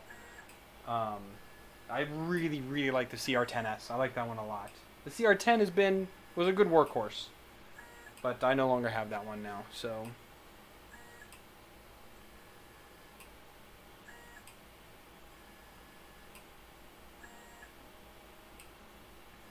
I just got, what do you think of the Wham Bam? I don't think it's that expensive, Ben. I mean, yes, I did get one from them to use. Um, I don't think it's as good as PEI, but because they use PEX, I think it's called. Um, it works well. If your bed is super level, and it's very cleaned with what's it called IPA, then it prints out great. I mean, I have very little warping on it or whatever. Um, I did end up using glue stick when I was printing the face shields, just because I was trying to be very quick about it, and a little bit of glue stick on it. It just kind of made it a little bit more easy for me to not have to worry about releveling or making sure everything was exactly perfect. It could be off a little bit, it would still stick. But I cranked out. I mean, I cranked out 400 shields in a week, so I needed it to work 100% every time. But for small prints, like I just did a print on there the other day, no adhesives on it at all, and it works out just fine. I did just buy 2 of the TH3D build plates. I bought his smooth and his textured PEI in 235 by 235 because I can use that on the Ender 3, the Ender 3 Pro. I can use it here on the Sapphire. I think I can use it on the Tarantula Pro as well. That's also a 235. So I can use it on many printers. So I figured I might as well just get some and check it out. But his are pretty good. There was 22 for the smooth and 24 for the textured. I had like $9 in um, uh, affiliate earnings from him. So he gives store credit. So I just used it towards that. So knocked off $9 from it.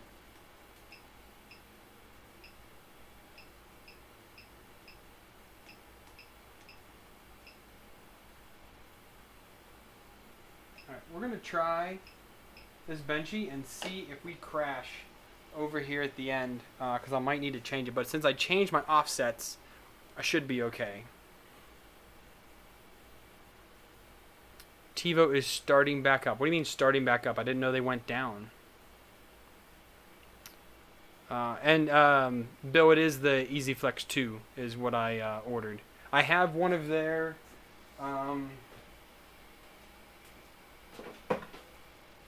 So I have his older EasyFlex one. I bought it, but I forgot to buy the PEI sheet for it. So I bought a PEI sheet for it with that other order. I bought a bigger one. It's too big for it, but I'm just going to put it on there and just cut it to size. But yeah. Aaron, ABS doesn't suck. It's just, why print it? Unless you're using it for a specific use case. Otherwise, it's really not that much of a need. I just noticed that this is not proper.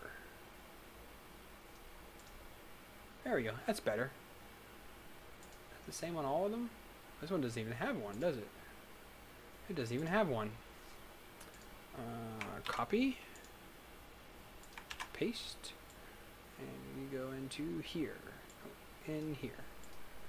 And let me just fix this one here real quick too. Do you have it as well? You have it, but let's delete. I know you guys can't see anything. Just give me 1 second. Put that there. Okay. That's when I have my other camera hooked up, but I don't have it hooked up right now.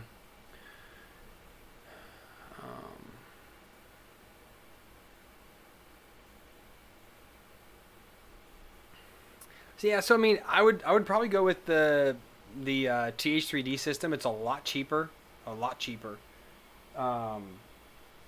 but the thing is that a lot of my printers. So I bought the. So this actually is the Creality PEI sheet that I'm using on this printer right now. So that was $10, I think, and it came with a magnetic sheet. Well, since I already put the Wham Bam on the Ender 3 and the Ender 3 Pro has a magnetic sheet, I use that magnetic sheet on here, and now I can literally put any flex plate, pop it right on there, and it's good to go.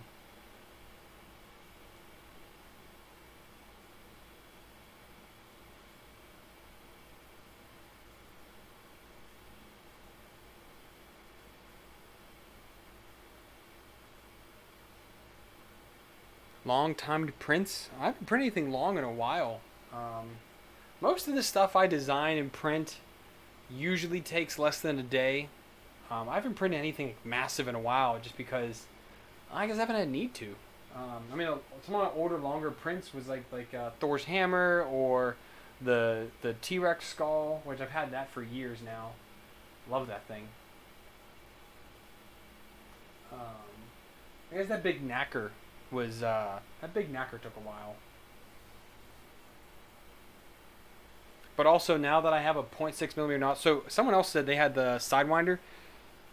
Do yourself a favor right now, buy a 0.6 millimeter nozzle, a hardened nozzle, and throw it on there, and you will love it. I print so much faster on there. I up to a 0.4 millimeter layer height. Yeah, you lose some of those like super fine details that a 0.4 millimeter nozzle gets, but not a lot.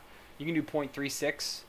You still get great results, but I highly recommend anybody buying the Sidewinder. Throw a 0.6 hardened nozzle on there and print abrasives however you want to, and never have to worry about it. It's great. Really, really like that one. Oh, Bill, you have a couple. Yeah, I bought one of each just because I wanted to try them out. I don't know if I actually review them or not, but I might. I mean, I use my own money for it. Why not? It's actually 3 parts, Blaze. Let me grab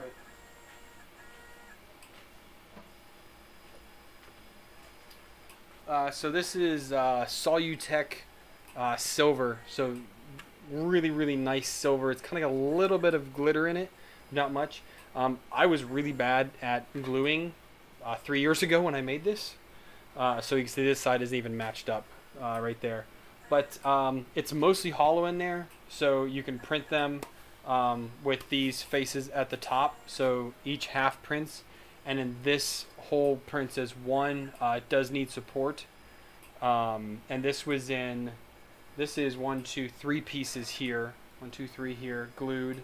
And this one was, forget what brand of, I think this is, what was that $5 filament? Can't remember the name of the company, but they're gone now. Started with a P. Anyways, this was their chocolate brown, which looks really nice, but yeah, I like it. It's not too heavy. It's also not that light either. But yeah, there was support in here as well. But this was printed on the FT5. Love that machine.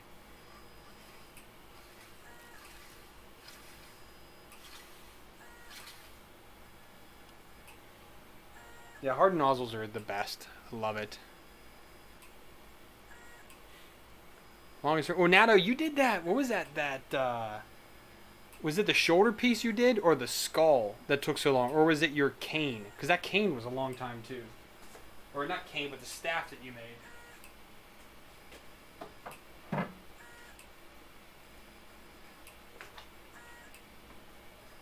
I printed bed risers for one of my kids' beds. I think each one of those took 28 or 29 hours.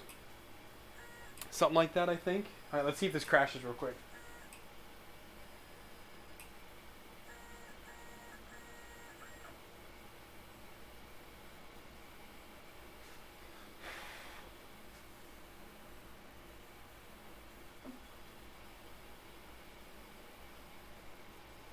Nope, it doesn't. Yes!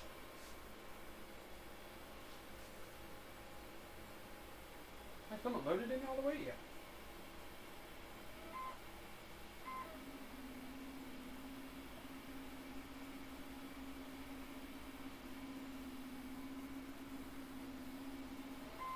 It's looking pretty slick. I like it. Oh, is the staff. Yeah. Bill, that's one of the few things when I moved, that hammer and the skull came with me. Those are 2 of my prized prints, I guess. But of all the big prints that I have, I guess my coin right here, that's pretty big. I think that's 500% of my maker coin. Those are like my favorite prints, so those came with me here.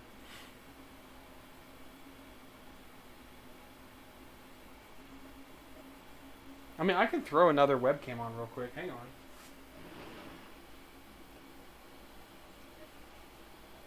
Just the thing is, well, I guess right now it wouldn't because it's such a small print. With a big print, if I was using the whole build space, I think yes, that would look pretty cool. I have debated on installing. So I have my studio lights mounted from the ceiling. See there? Over here somewhere. Yeah, there we go. So those are mounted to the ceiling. I thought about putting another stand here-ish to be able to do a top-down. At least with a webcam. I don't know. But I am debating it because I think maybe for some of the build that'd be okay.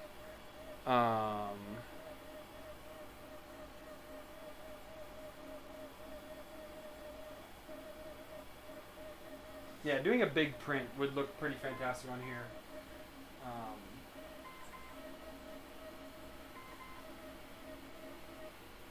There's that fan kicked up. Yeah, I'm liking this now. I think this is not too bad. It's super clean, which is really nice to see. I like that. Now that everything is kind of buttoned up in a way where it should be. Got a working filament runout sensor. I tested that out last night. Took a couple hours, but we got there. Yeah, I got the BL Touch installed and working last night as well. A lot of firmware work last night, man. It was pretty late. I'm not telling the wife how late I came to bed. It was like 3 a.m. It was a lot. So I use this mic stand right here. I use this for a lot of the close-ups. I usually mount my other DSLR in here when I do some close-ups when I'm doing the videos. So I have one camera mounted here, basically, where my hand is, that looks at the office. That's how you guys see me normally. And then I use this stand with another DSLR that I have for the close-ups. Yeah, I've seen somebody. I think we're clip-on, weren't they? Something like that. If I needed to enclose them, that'd be cool. Again, also if I only had like one rack of printers to kind of dampen the sound, maybe. But I have tiles on the ceiling, on the walls over here as well. Plus, I have a lot that the wood shelves in the back kind of absorb a lot of the sound as well. So I don't have too much echo in here, which is pretty good. It's also a very small room, 10 foot by 12 foot. So not a whole lot. Is the Sidewalk X1 300 by 300 or 310 by 310? I need to know which size bed to buy. Ben, you should just use the glass that's on it, man. It's pretty good, but I will measure it for you. Hang on.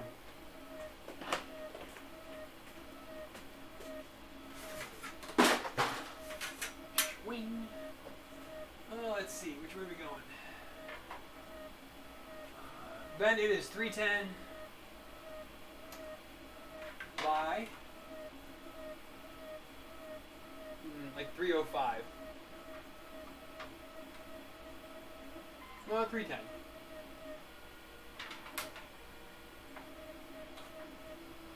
Yeah, it's 310 by 310, Ben. Ben 10. Is that a TV show or something? Oh, man. I want to drop that in the trash.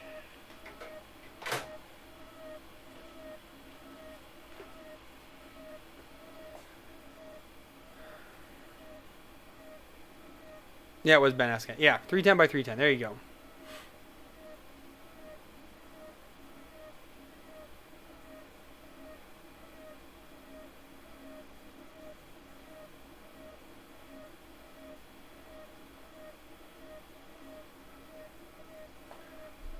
What happened here?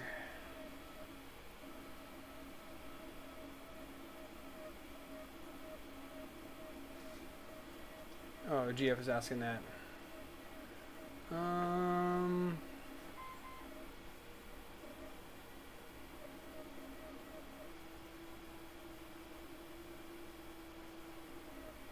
Oh, Brandon, what's this you sent me a little while ago?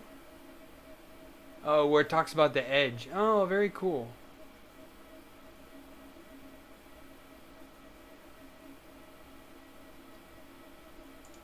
That's good to know, Brandon. Thank you for sending that.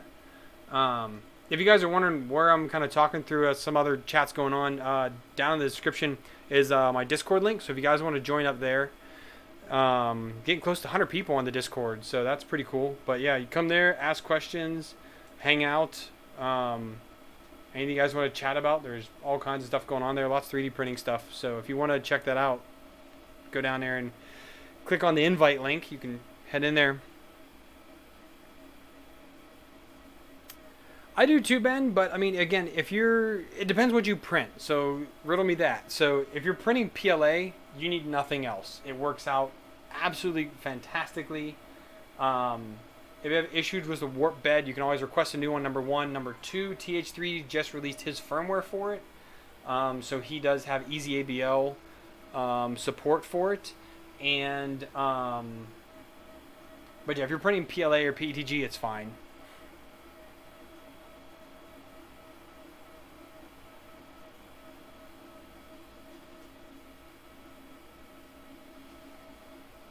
Blaze still on it. Thank you, brother. What am I looking at for here? We're at 24 likes. Roo-ha. I think this is up to date. I don't know.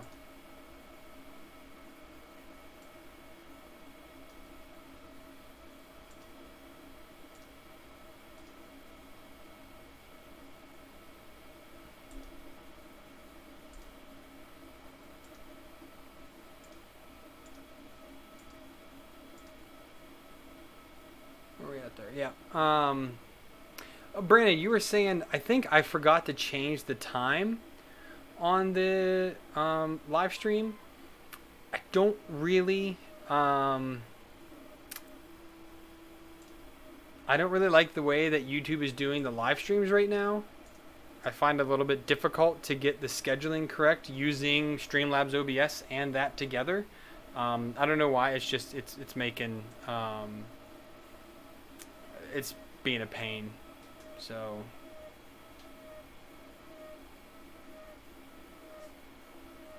well, tell her happy birthday, Aaron.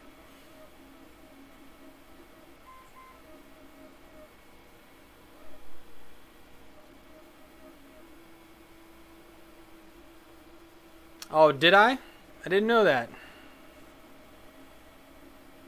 The best 3D printing YouTube channels of 2019. I did not know that list even existed.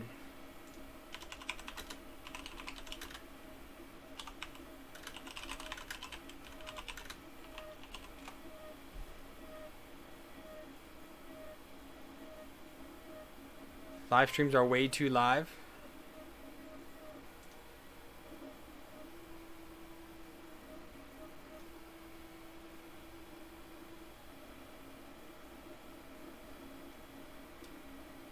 No thanks. Fugatech, there I am.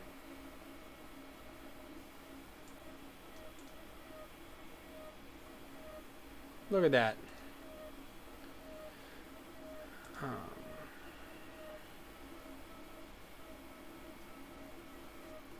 Oh yeah, my dad's on my mom's account. He likes to hang out and watch my streams. I mean, he lives in the US and I live way over here, so when we don't Skype, he likes to hang out my live streams.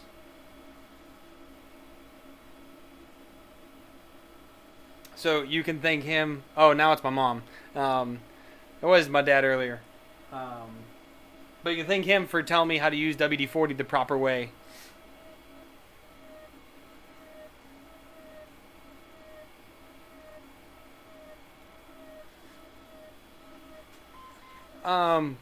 Gunner, is the audio bad right now? Because it shouldn't be.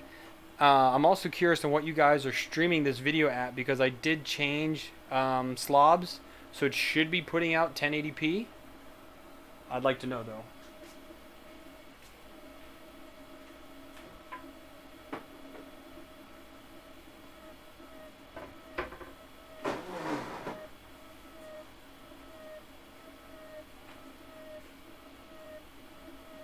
I am also interested on,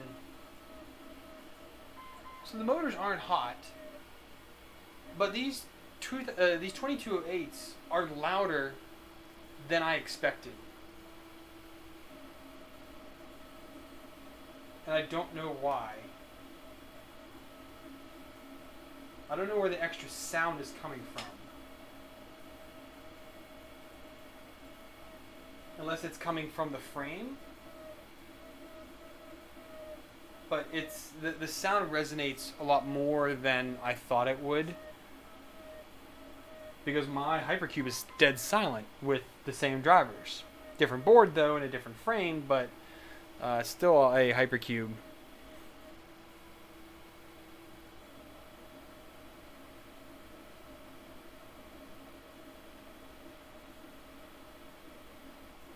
Brandon, I call my mom a couple times a week. We Skype with all the kids. 1080p, only getting 720p. Audio's fine, 720p. Warping on this print? No, not at all.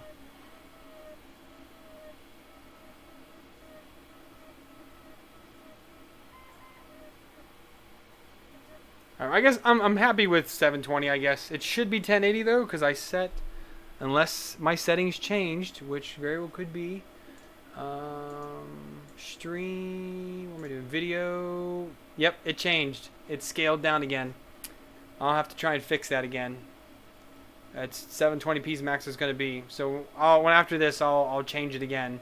But it was only at 480 the last time I streamed earlier in the week. So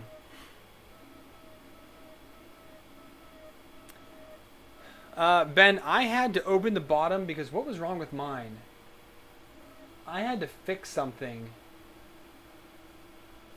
I had to open mine anyways because I had to fix something regardless with it. Can't remember what it was though. I think it was just to update their firmware. You have to open the bottom.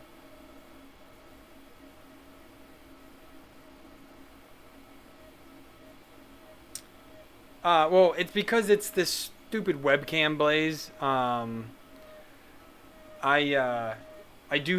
bought a Sony A6000 to use for live streaming, and I'm just gonna set that to manual focus and be done with it. But these webcams are just stupid. I really don't like them. I didn't. I don't know why Streamlabs had changed. It was like 1168 by 480. I think it was or 1166 because YouTube gave me this warning like, hey, you're streaming at an odd rate. I'm like, why? It changed I don't know why it did that, but you know, whatever.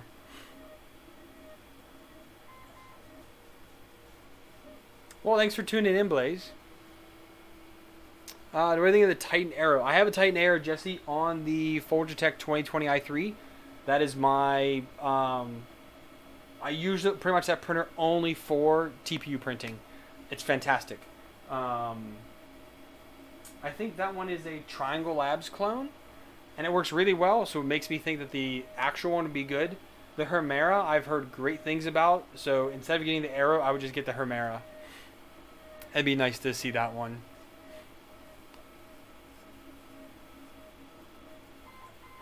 That's correct, Nato.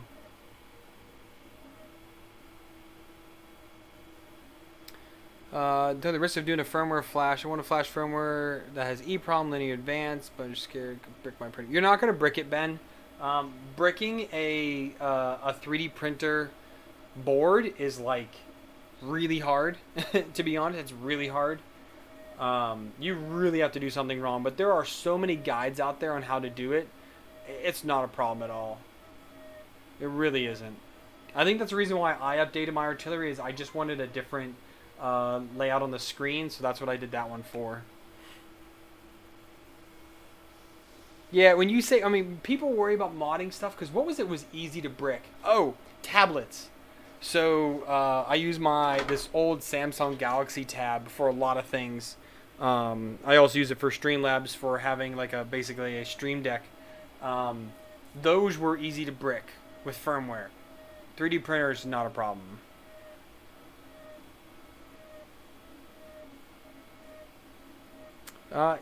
You can do it 5 to 6, Blaze. I mean, my last post was pretty crummy internet, and I still could stream decently. I just had to put a higher buffer in. You might just need to up your buffer.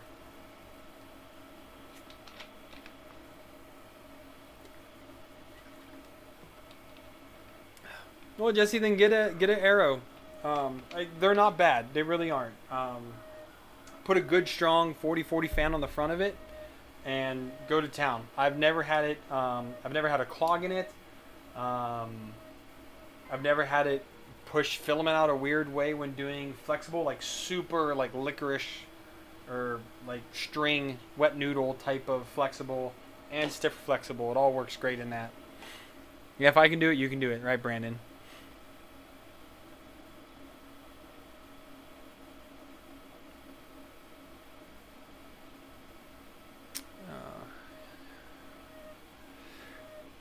Yeah, you could do that. I think THP, he put a whole new screen on his, I think, with his firmware. He did a live stream of it, I think. I didn't get to watch it yet, but should be decent. And I did look, so funny story. The Artillery X1 has a Wi-Fi screen.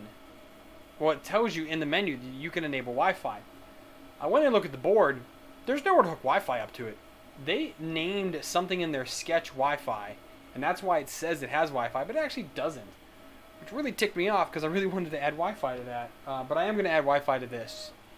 I think it'll be fun. I don't know why I'm doing it. I'm just going to do it for fun. I also have a Raspberry Pi Zero for the Mark 3S that I have to do. I just haven't done that yet either.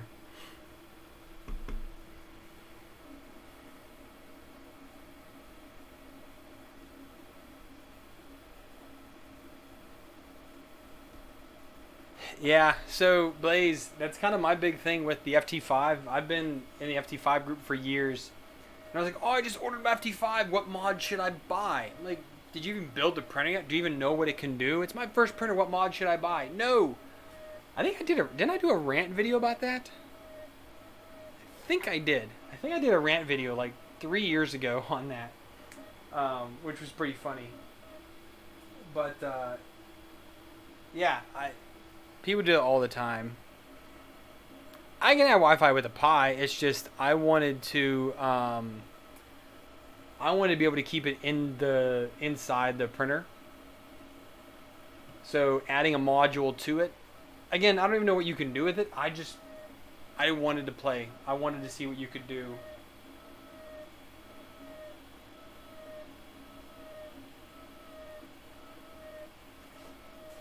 Yeah, the motors are just a little warm, but you can really hear it. I don't know if you guys can hear that.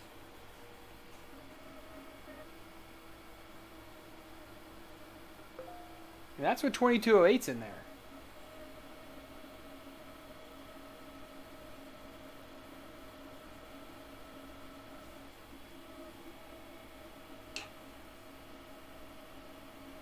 I wonder if I do this. When it's a little quieter, what's not on my desk. I mean, this plastic Sam's Club desk does amplify sound.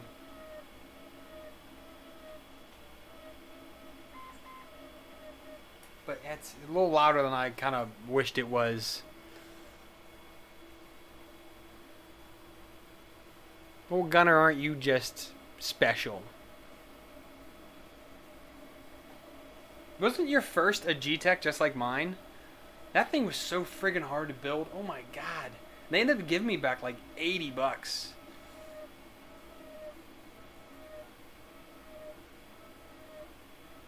Am I sure the nozzle isn't rubbing?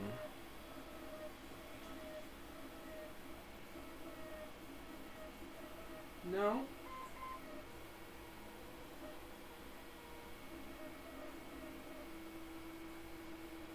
No, it's definitely the movements that are making that noise.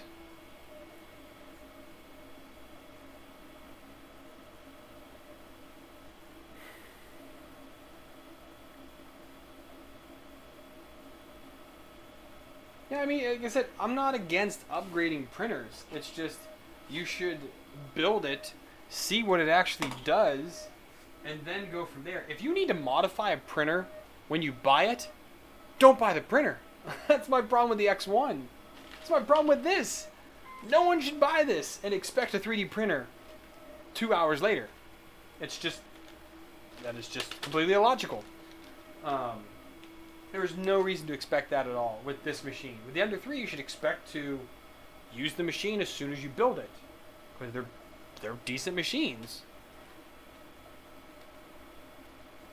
But I say it's worth it flashing new firmware. I'm very much Ben of the mind that if it ain't broke, don't fix it. So, oh, Brandon, you know what? I think that's right. I think this firmware has faster acceleration.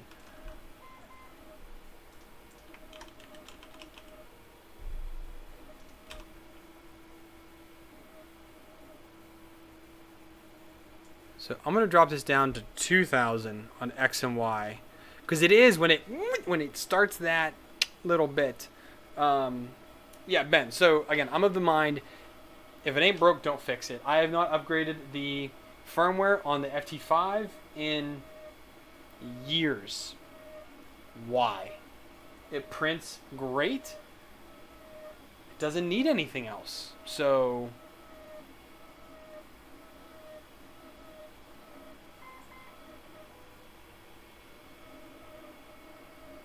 well, Gunnar, not all of us are gifted with firmware knowledge such as yourself.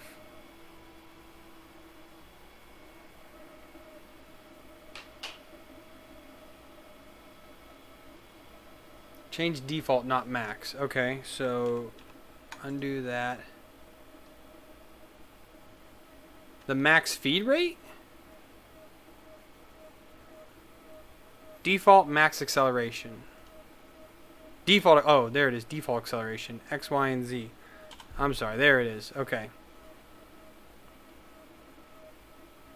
We'll turn that one down.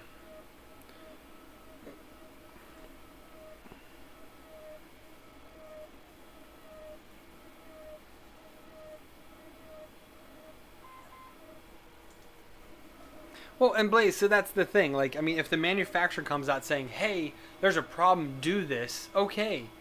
But, I mean, if I literally need to change the hot end, the stepper drivers, the filament runout didn't work, the Z end stop is crap, so adding a BL Touch to this machine actually makes sense. Auto bed leveling doesn't make sense usually on a printer this small. Big printers it does, but for this printer, it made sense. There's just so much they had to do to get this thing working out of the box. This is a project. This is not a 3D printer out of the box.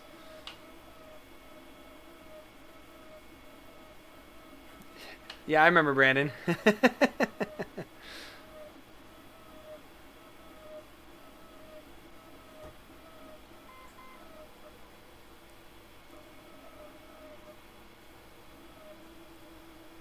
Yeah, Nato, I mean, it's fine. I mean, if you need to do that to get BL Touch installed, then do it. Look, I'm learning Marlin 2.0. I did not know how to do this 5 days ago.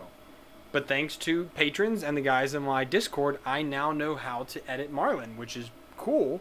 I don't know a lot of it, but I at least can open it up, find it, and mess with the settings and see what works. Because I couldn't even build it that long ago.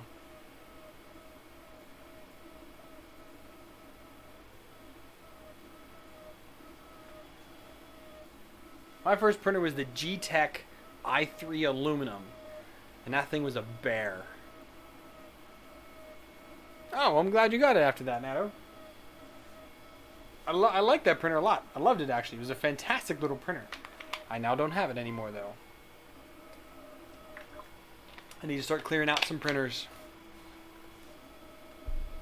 Another notification on Discord.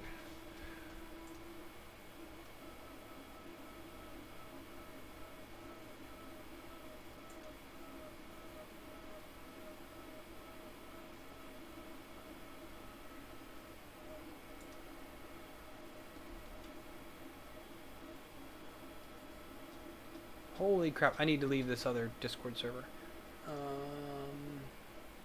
Leave server. Yeah, I had issues. The reason why my stream is a little late today, because I had issues just getting the stream started, because when I was signing into Streamlabs, it was signing into my personal Gmail account. It wasn't allowing me to select my YouTube channel.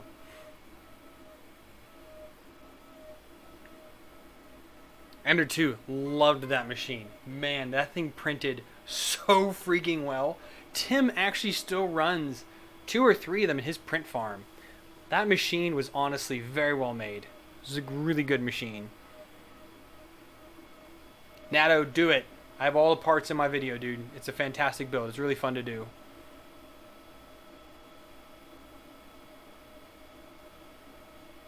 Gunner, the A10 is actually a really good machine. I like that one. It's very comparable to the Ender 3, the original A10. Now they have the A10 multi and all kinds of stuff with that too, but that printer actually, until the main board died, or the power supply, now that we figured that out, I really like that printer. And that has the V6 on it now with insane cooling, and I get some beautiful parts coming off that machine. Blaze, yes, I have a Prusa Mark 3S, which patrons helped me buy that machine. And I have a DIY Prusa down here. Let me see if I change this up here. You can't see it either way. Doesn't matter. But I also have one that I made myself.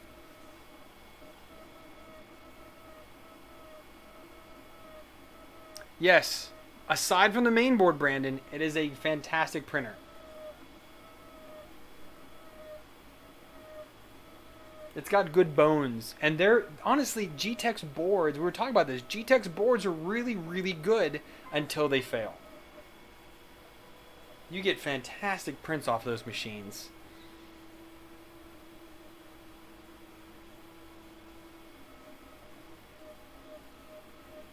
Build it with SKR board. You can, Natto. What's the name of that Discord? The FDM Lounge, they build a bunch of Prusas with SKRs. So that would be the ones to check. Chris Work was Koski, I think is his channel. He's one of the big guys behind it. He built a lot of the firmware for the SKR. And he'd be the person to ask on that. But from what I hear, the SKRs are good.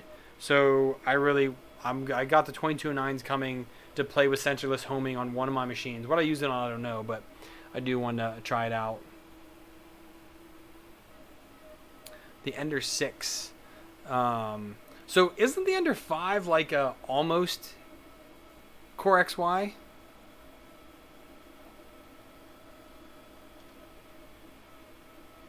Do they have anything?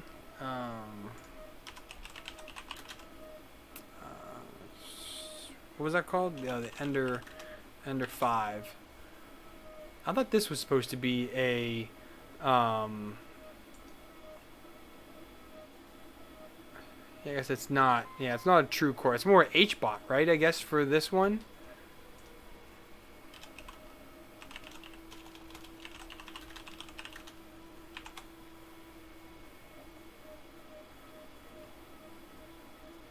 Let's see what Crowdy says for it. Cube Cartesian. Oh, okay. Yeah, so here it is right here. Larger print area prolonged for imagination. 250 by 400. You've got this huge printer with this tiny bed. Look at this. Hold on, let me pull this up on here. Look at this tiny heated bed on this printer.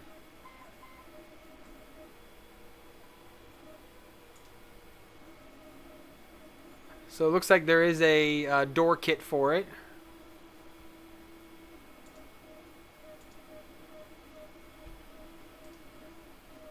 Does it come with the doors?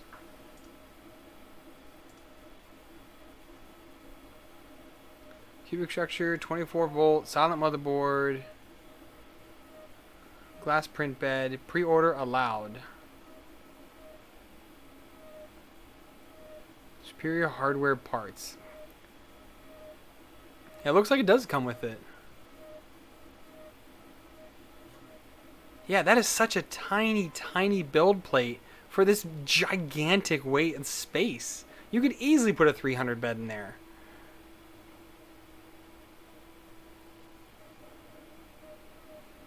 I've never tried a Charon. Oh, filament runout sensor. Nothing new.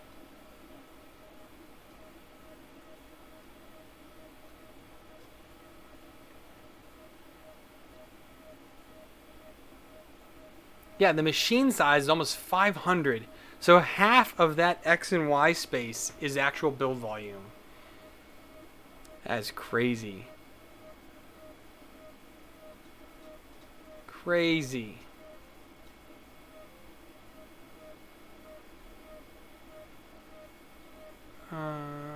Let's see. Somebody asked about price on April 23rd.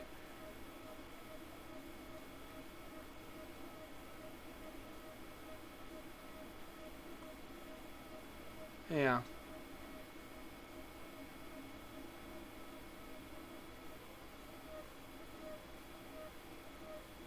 I don't see a price on here right now.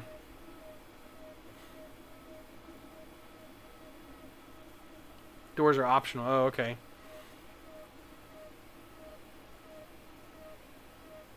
I don't see anything about price here. Inquiry. Successfully added inquiry to your cart. Inquire now. I guess you just have to ask.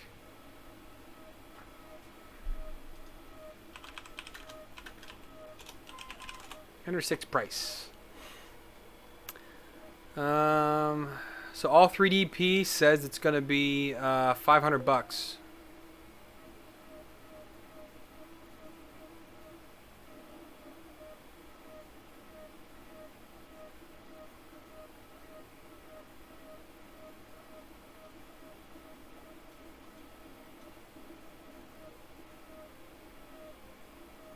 Yeah, and then the Ender 3 V2 looks promising, I guess.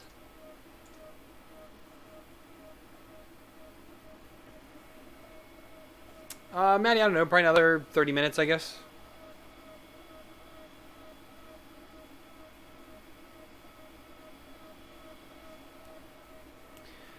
Alright, wait, did I build this firmware?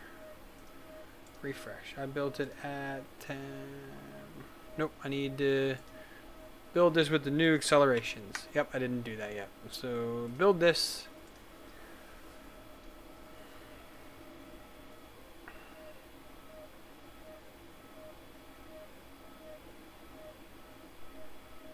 Yeah, you're right. Blaze, you're absolutely right. Or you can build a printer for less than that. Again, I built my Mark 3S clone for, I think it was 400 or 350. It's not that expensive. It's doing good. I might cancel it here to change the acceleration. I don't know yet. It's going to change color here soon. This is one of the spools that I made using the Palette 2S Pro. We got a bunch of MakerBox samples and some odd end spools and put them all together on a couple spools. I got 3 more spools back there of my own filament, basically, which is just all the small pieces chucked together.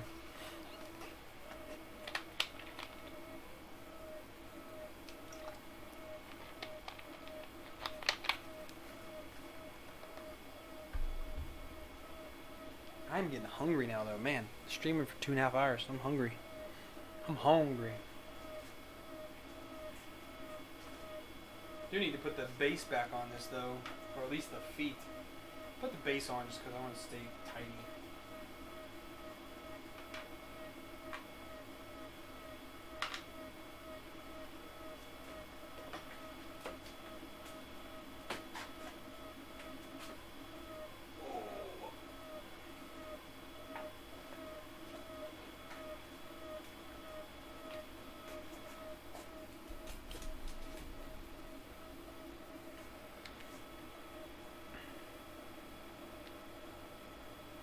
Yeah, definitely.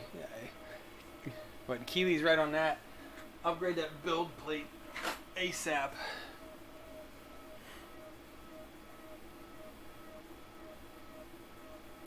I think the A10M uses the one nozzle, and it is the mixing nozzle. It's got 2 or 3. You can buy them in. I have not used one myself. Triangle V6 code said that it can't print PLA. Anything can print PLA, Maddie. I don't know why it says that.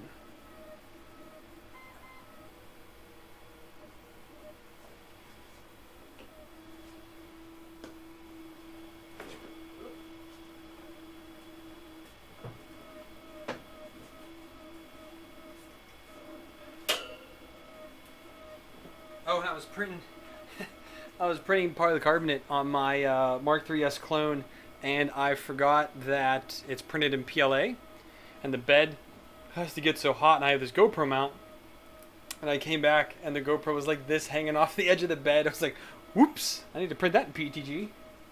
So I need to leave this to the side to remind myself.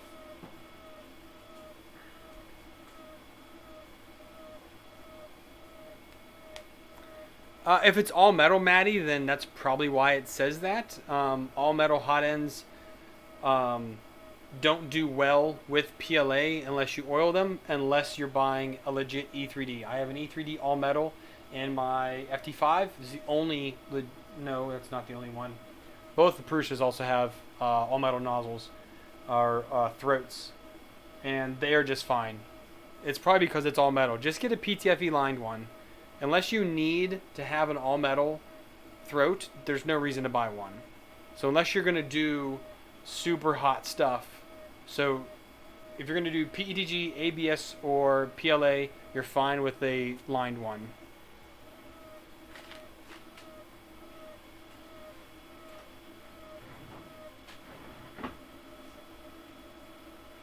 Need to order more zip ties.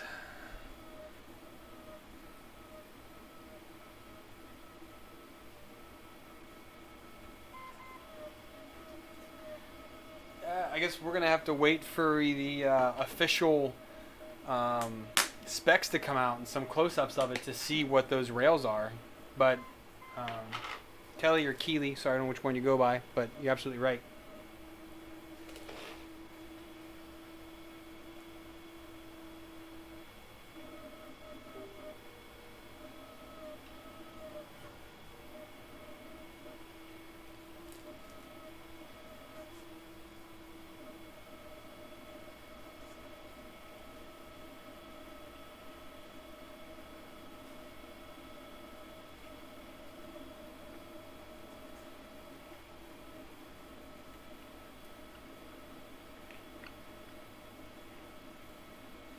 Hasn't even been released yet, Blaze.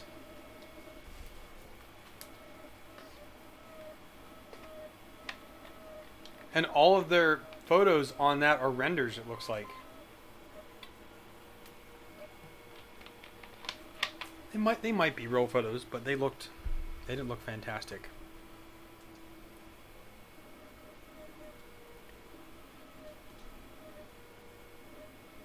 Yeah, these are not actual photos. These are renders.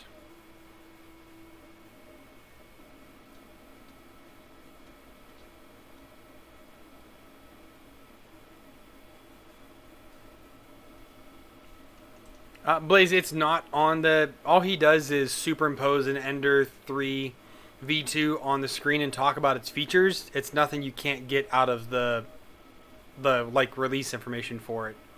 I was actually very disappointed with that video. It was very clickbait.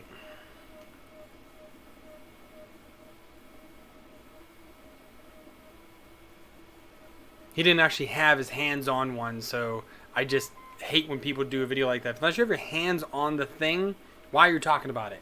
You have no idea how it is. What material needed to be an all metal hot end? So Maddie, the throat. Let me grab one here real quick. Hang on. Here's one. Okay, so you have the cold end of your hot end. Okay, this is called the cold end because this is what your fan. This is the big heat sink that your fan blows on, so you don't get heat creep. Inside of that, so this is the throat, and here's one here. So this one is PTFE lined. Hang on. So it has. Why am I doing the little screen? Why am I doing that? Stupid. Anyways, here. So this one is PTFE lined. See that the white tubing in there? That's PTFE lining. This right here is an all metal, and it does not have that. It is just the straight bore. This doesn't focus right. Anyways, this does not have that. So it doesn't have any of that lubrication per se. But PLA gets really sticky, so it sticks to the sides of this, where it won't with this one. That jammed in there pretty good.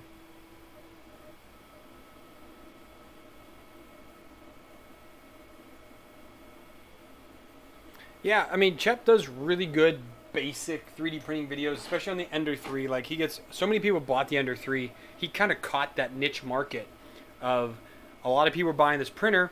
Why don't I do simple videos about it? And they eat it up. It's a really good model for him.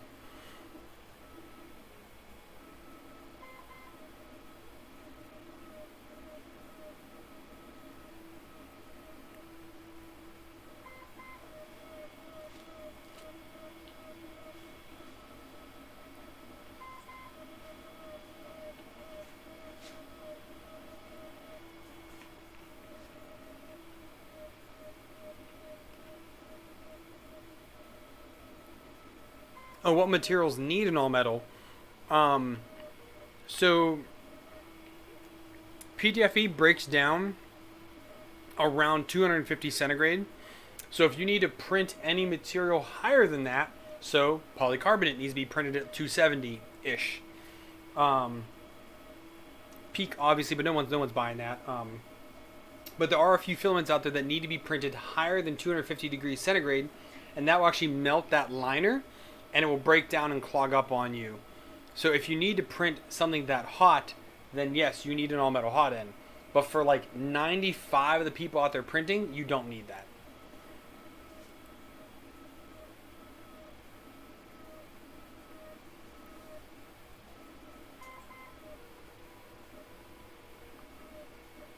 Huh, Kelly, I've never noticed that. I guess I actually don't have an all metal volcano. There's a volcano on the artillery, and that's actually my only active volcano nozzle. Um, I have an E3D one waiting to go on the FT5. I just haven't done it yet.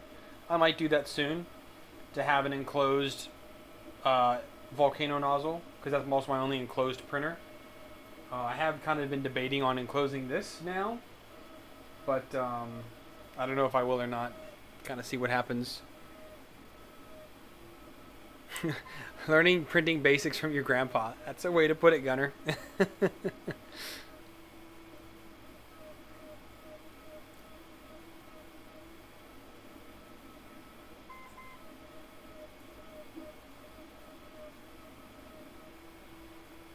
Yeah, Jesse, again, he is for beginners. I mean, but he does. I've actually learned a few things from him on Cura stuff. But again, I'm not a Cura person. So I'm like, oh, that's kind of cool. You can do that in Cura. Cool. But, Maddie, yes, it is. Maddie, you should go below and join the Discord, dude, because it'd be a lot easier to talk about this offline as well. If you have any questions, you can just join the Discord and ask in there. There's plenty of people in there that can help you out.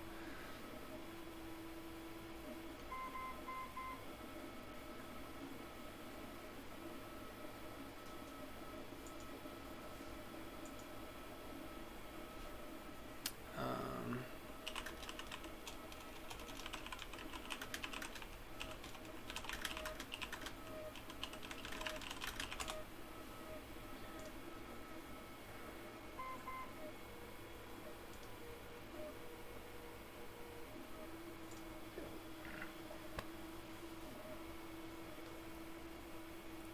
ABS borderline. You're fine though with it.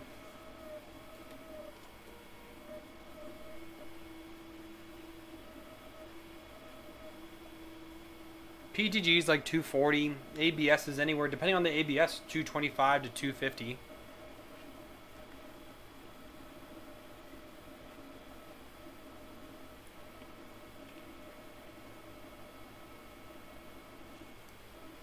Oh yeah, I guarantee you go to YouTube. So let's do Ender 3 V2.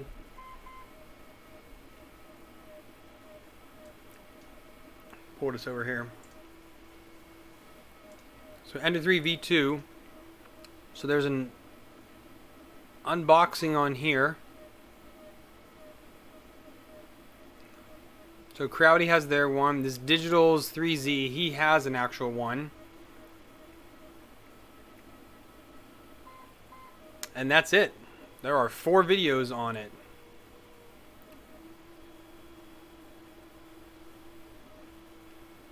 Now if you just do Ender 3 V2, Cheps is number 1 with 75,000 views. And then you got a couple other ones here.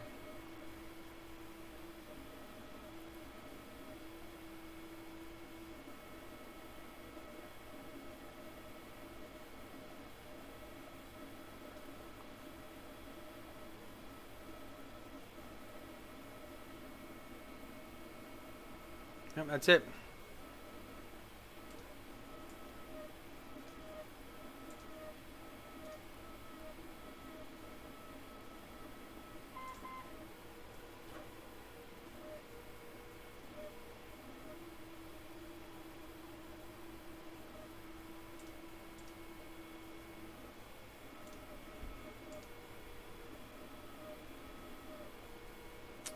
Close that down now.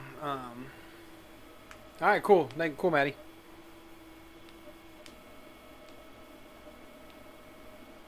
Mistyped the search.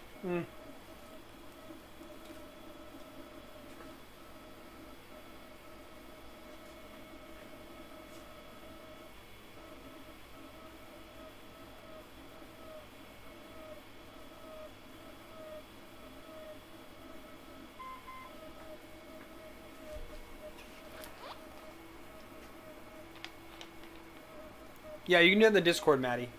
I only allow moderators and myself to do links in YouTube, though.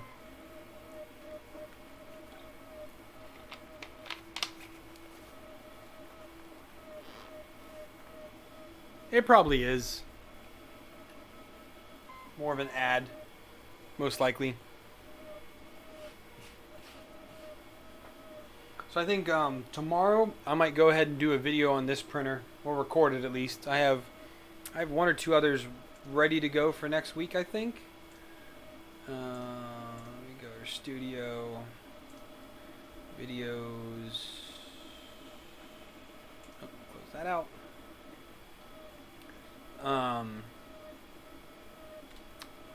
Yeah, I have one ready for Monday. I just have to put a thumbnail on it.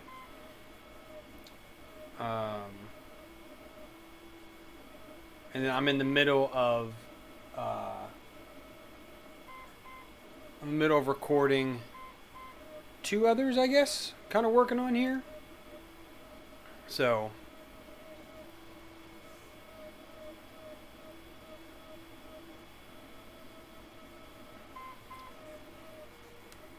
there's a couple projects I want to start working on. I actually have if you guys aren't following me on things like Twitter and Instagram, I post some kind of snippets there. So I'm working on a Arduino project here. There's prototyping on my desk last night. Got it to work the way it should, and I let it ran all night long, and it did everything it was supposed to do. So I just need to print the parts out for it, and that'll be a video in another week or two probably. So that's a good fun one.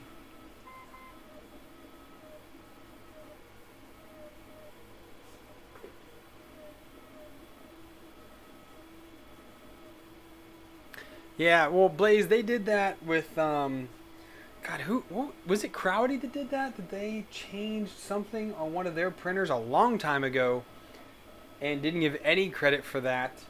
Oh, it was the wasn't it their the printed fan shroud for the part cooling fans? Someone made that, and then they just did it, and they got flack about it. So then they came out and said, "Hey, who designed this? We want to give you credit." And I'm pretty sure that dude made zero money off of that. Because they took his design and injection molded it, and that's what comes on every Crowdy printer now, was that dude's design.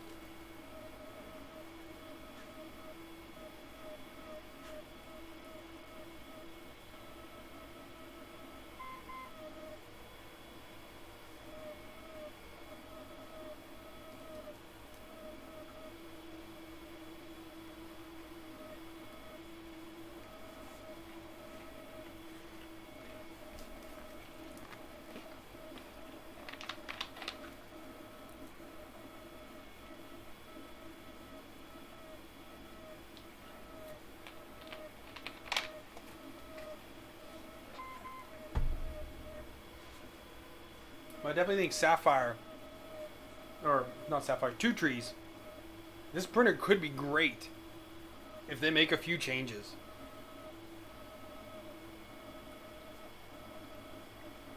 Oh, that was another one of the things that they did not. The bed leveling knobs. They never gave credit for that, as far as I know.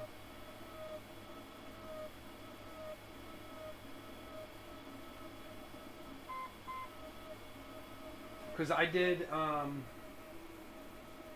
So both my CR10 and my CR10S were early ones with those tiny, tiny thumb screws, and I had to print the new ones for it. Both the Ender 3 and the Ender 3 Pro came with the new larger ones, which are really, really nice. I love those.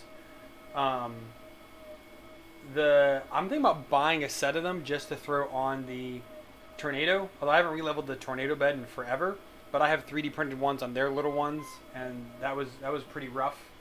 Um, I never changed the ones in Ultra Base, and the ones in the FT5 suck. I think I'm thinking about getting new ones for that as well, because they're also those wee little M3 wing, like tri wing nut type ones. Um, so I might just buy a couple of those Crowdy ones. I wonder how much those are nowadays. Where's my AliExpress? So let's do the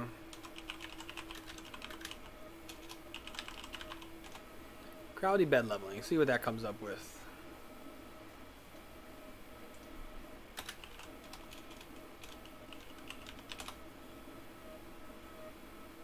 Yeah, these right here. Yep.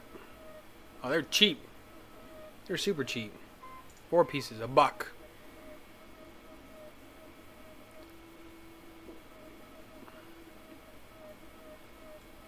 That's not too bad at all. Alright, let's do free shipping. Like me, free shipping. How much is it? These are $3, so it ends up being $4.20. These are only $3. That's for one. $4 for one piece? That is stupid.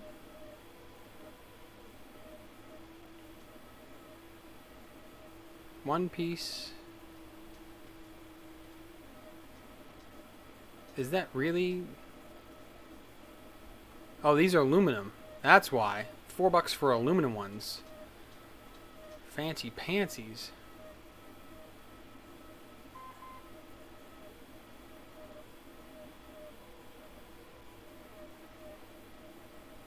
Yeah, I'm not gonna buy those. Yeah, these little ones are the ones that sucked. They were the old ones. Yeah, Blaze, I didn't think that video would have much in it. So, yeah, I'm just gonna get 3 of these. Wait, $10 shipping. Screw that. $10 to ship something that costs $1? Come on, man.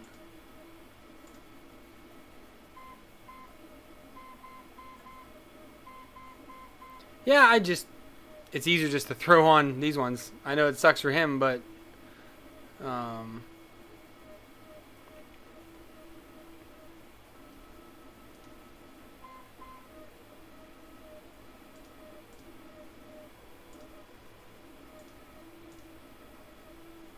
$2.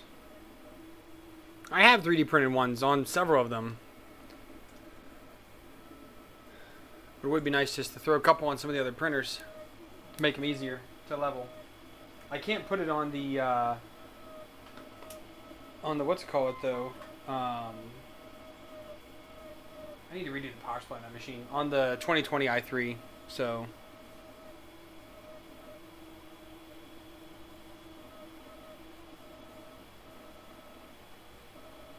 Oh, Blaze, no, it's going to the U.S.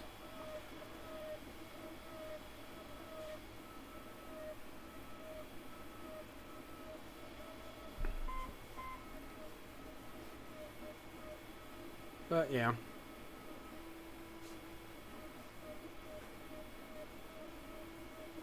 Yeah, they have the metal inserts, which is nice.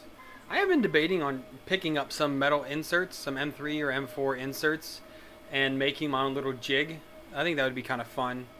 Just have to get a new nozzle for the soldering iron, but I just don't do any. Like, it would be fun to do, but I don't do anything that really needs to be that way. Um, Yeah, I have Amazon Prime.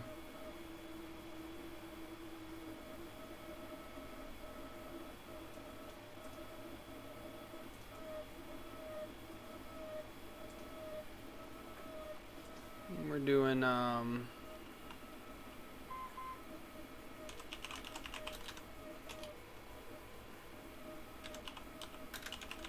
bed knobs. Bed knobs and broomsticks. Yeah. Well, I mean, Brandon said they're $8 on Amazon. Here they are. With springs for 13 or 9.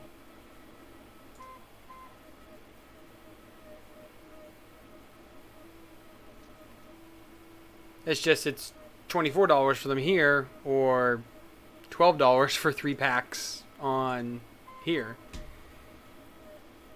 Right, it's 15. They take forever to get here anyways. It doesn't really matter.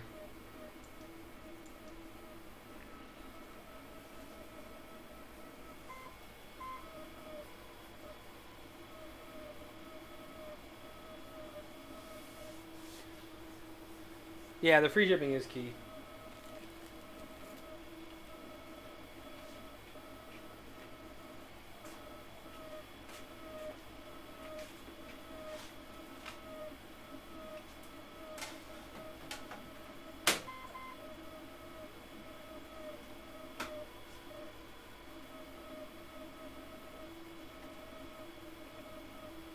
I think the next machine to get out and work on is going to be the Tarantula Pro.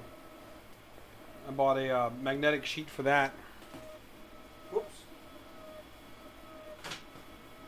So just need to, I think we're going to get that out soon and play with that again to get that review done. Printed a bunch of stuff with it. Just haven't used it in a while.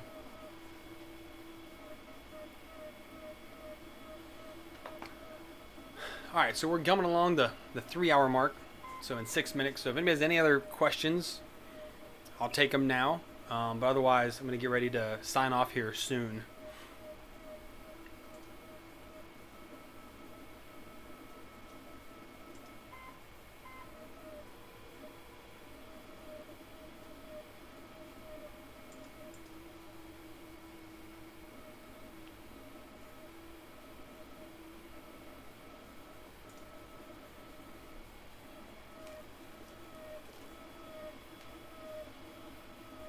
That green is bright.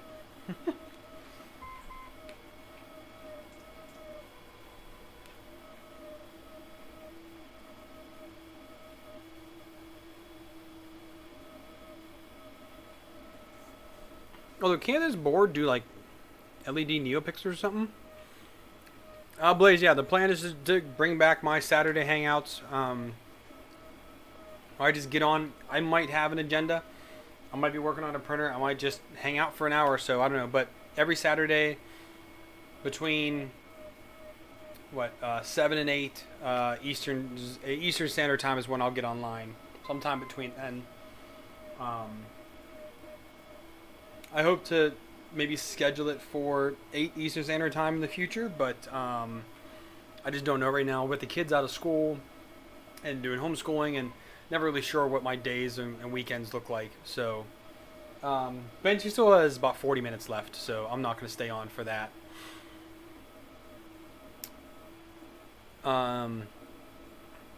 Jesse, I did just do a video on Monday, I think it came out, on a little bit on the palette. It was just the combining spools, kind of a fun, cool feature that I found, or that I found out about, and I wanted to share it. I really liked it. Yes, I do have an unboxing and kind of like first prints. I have first prints done with it. Now that I have the Mark 3S working again, I'm going to do more prints on that. Maybe this week. To have a couple more prints for the my initial thoughts on it. But to give you a quick synopsis, it's really good, except with white. I need to figure out how to tune white splicing. All my white splices always break. So I need to figure out a better tuning splicing profile for white in order to get that thing working better. But it's super cool. I'm liking it a lot. And they apparently just came out with custom supports for Canvas. I have not tested it out yet, but I did get an email saying that they do now have custom supports in Canvas.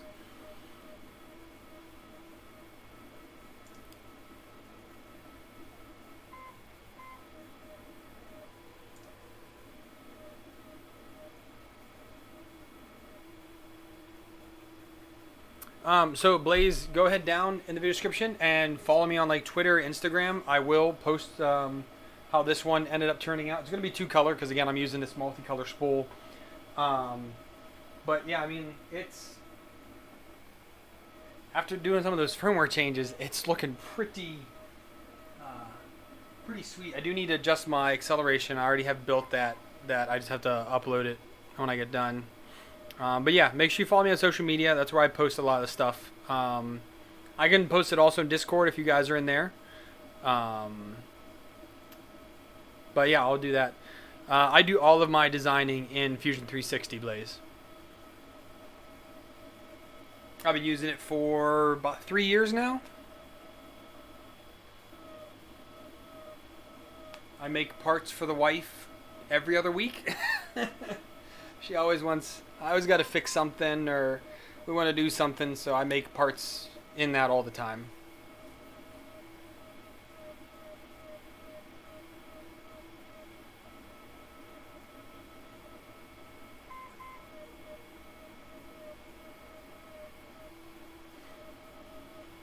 But I can't do it while it's printing, Brandon. And I'd rather just upload new firmware so that I don't have to change it later. That's one thing that I've always done when I do changes in Marlin. I do the change, make sure that works, and then I upload the firmware, and then I change the firmware, then I upload it to the machine, so I don't have to worry about it.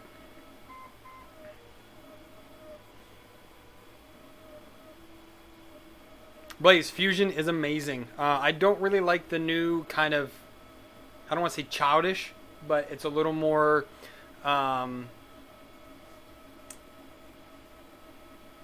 either way, Fusion is a fantastic tool. Highly recommend it. I am not a pro on it, but I have been using it again for about 3 years, and I can make most anything that I need to make in it.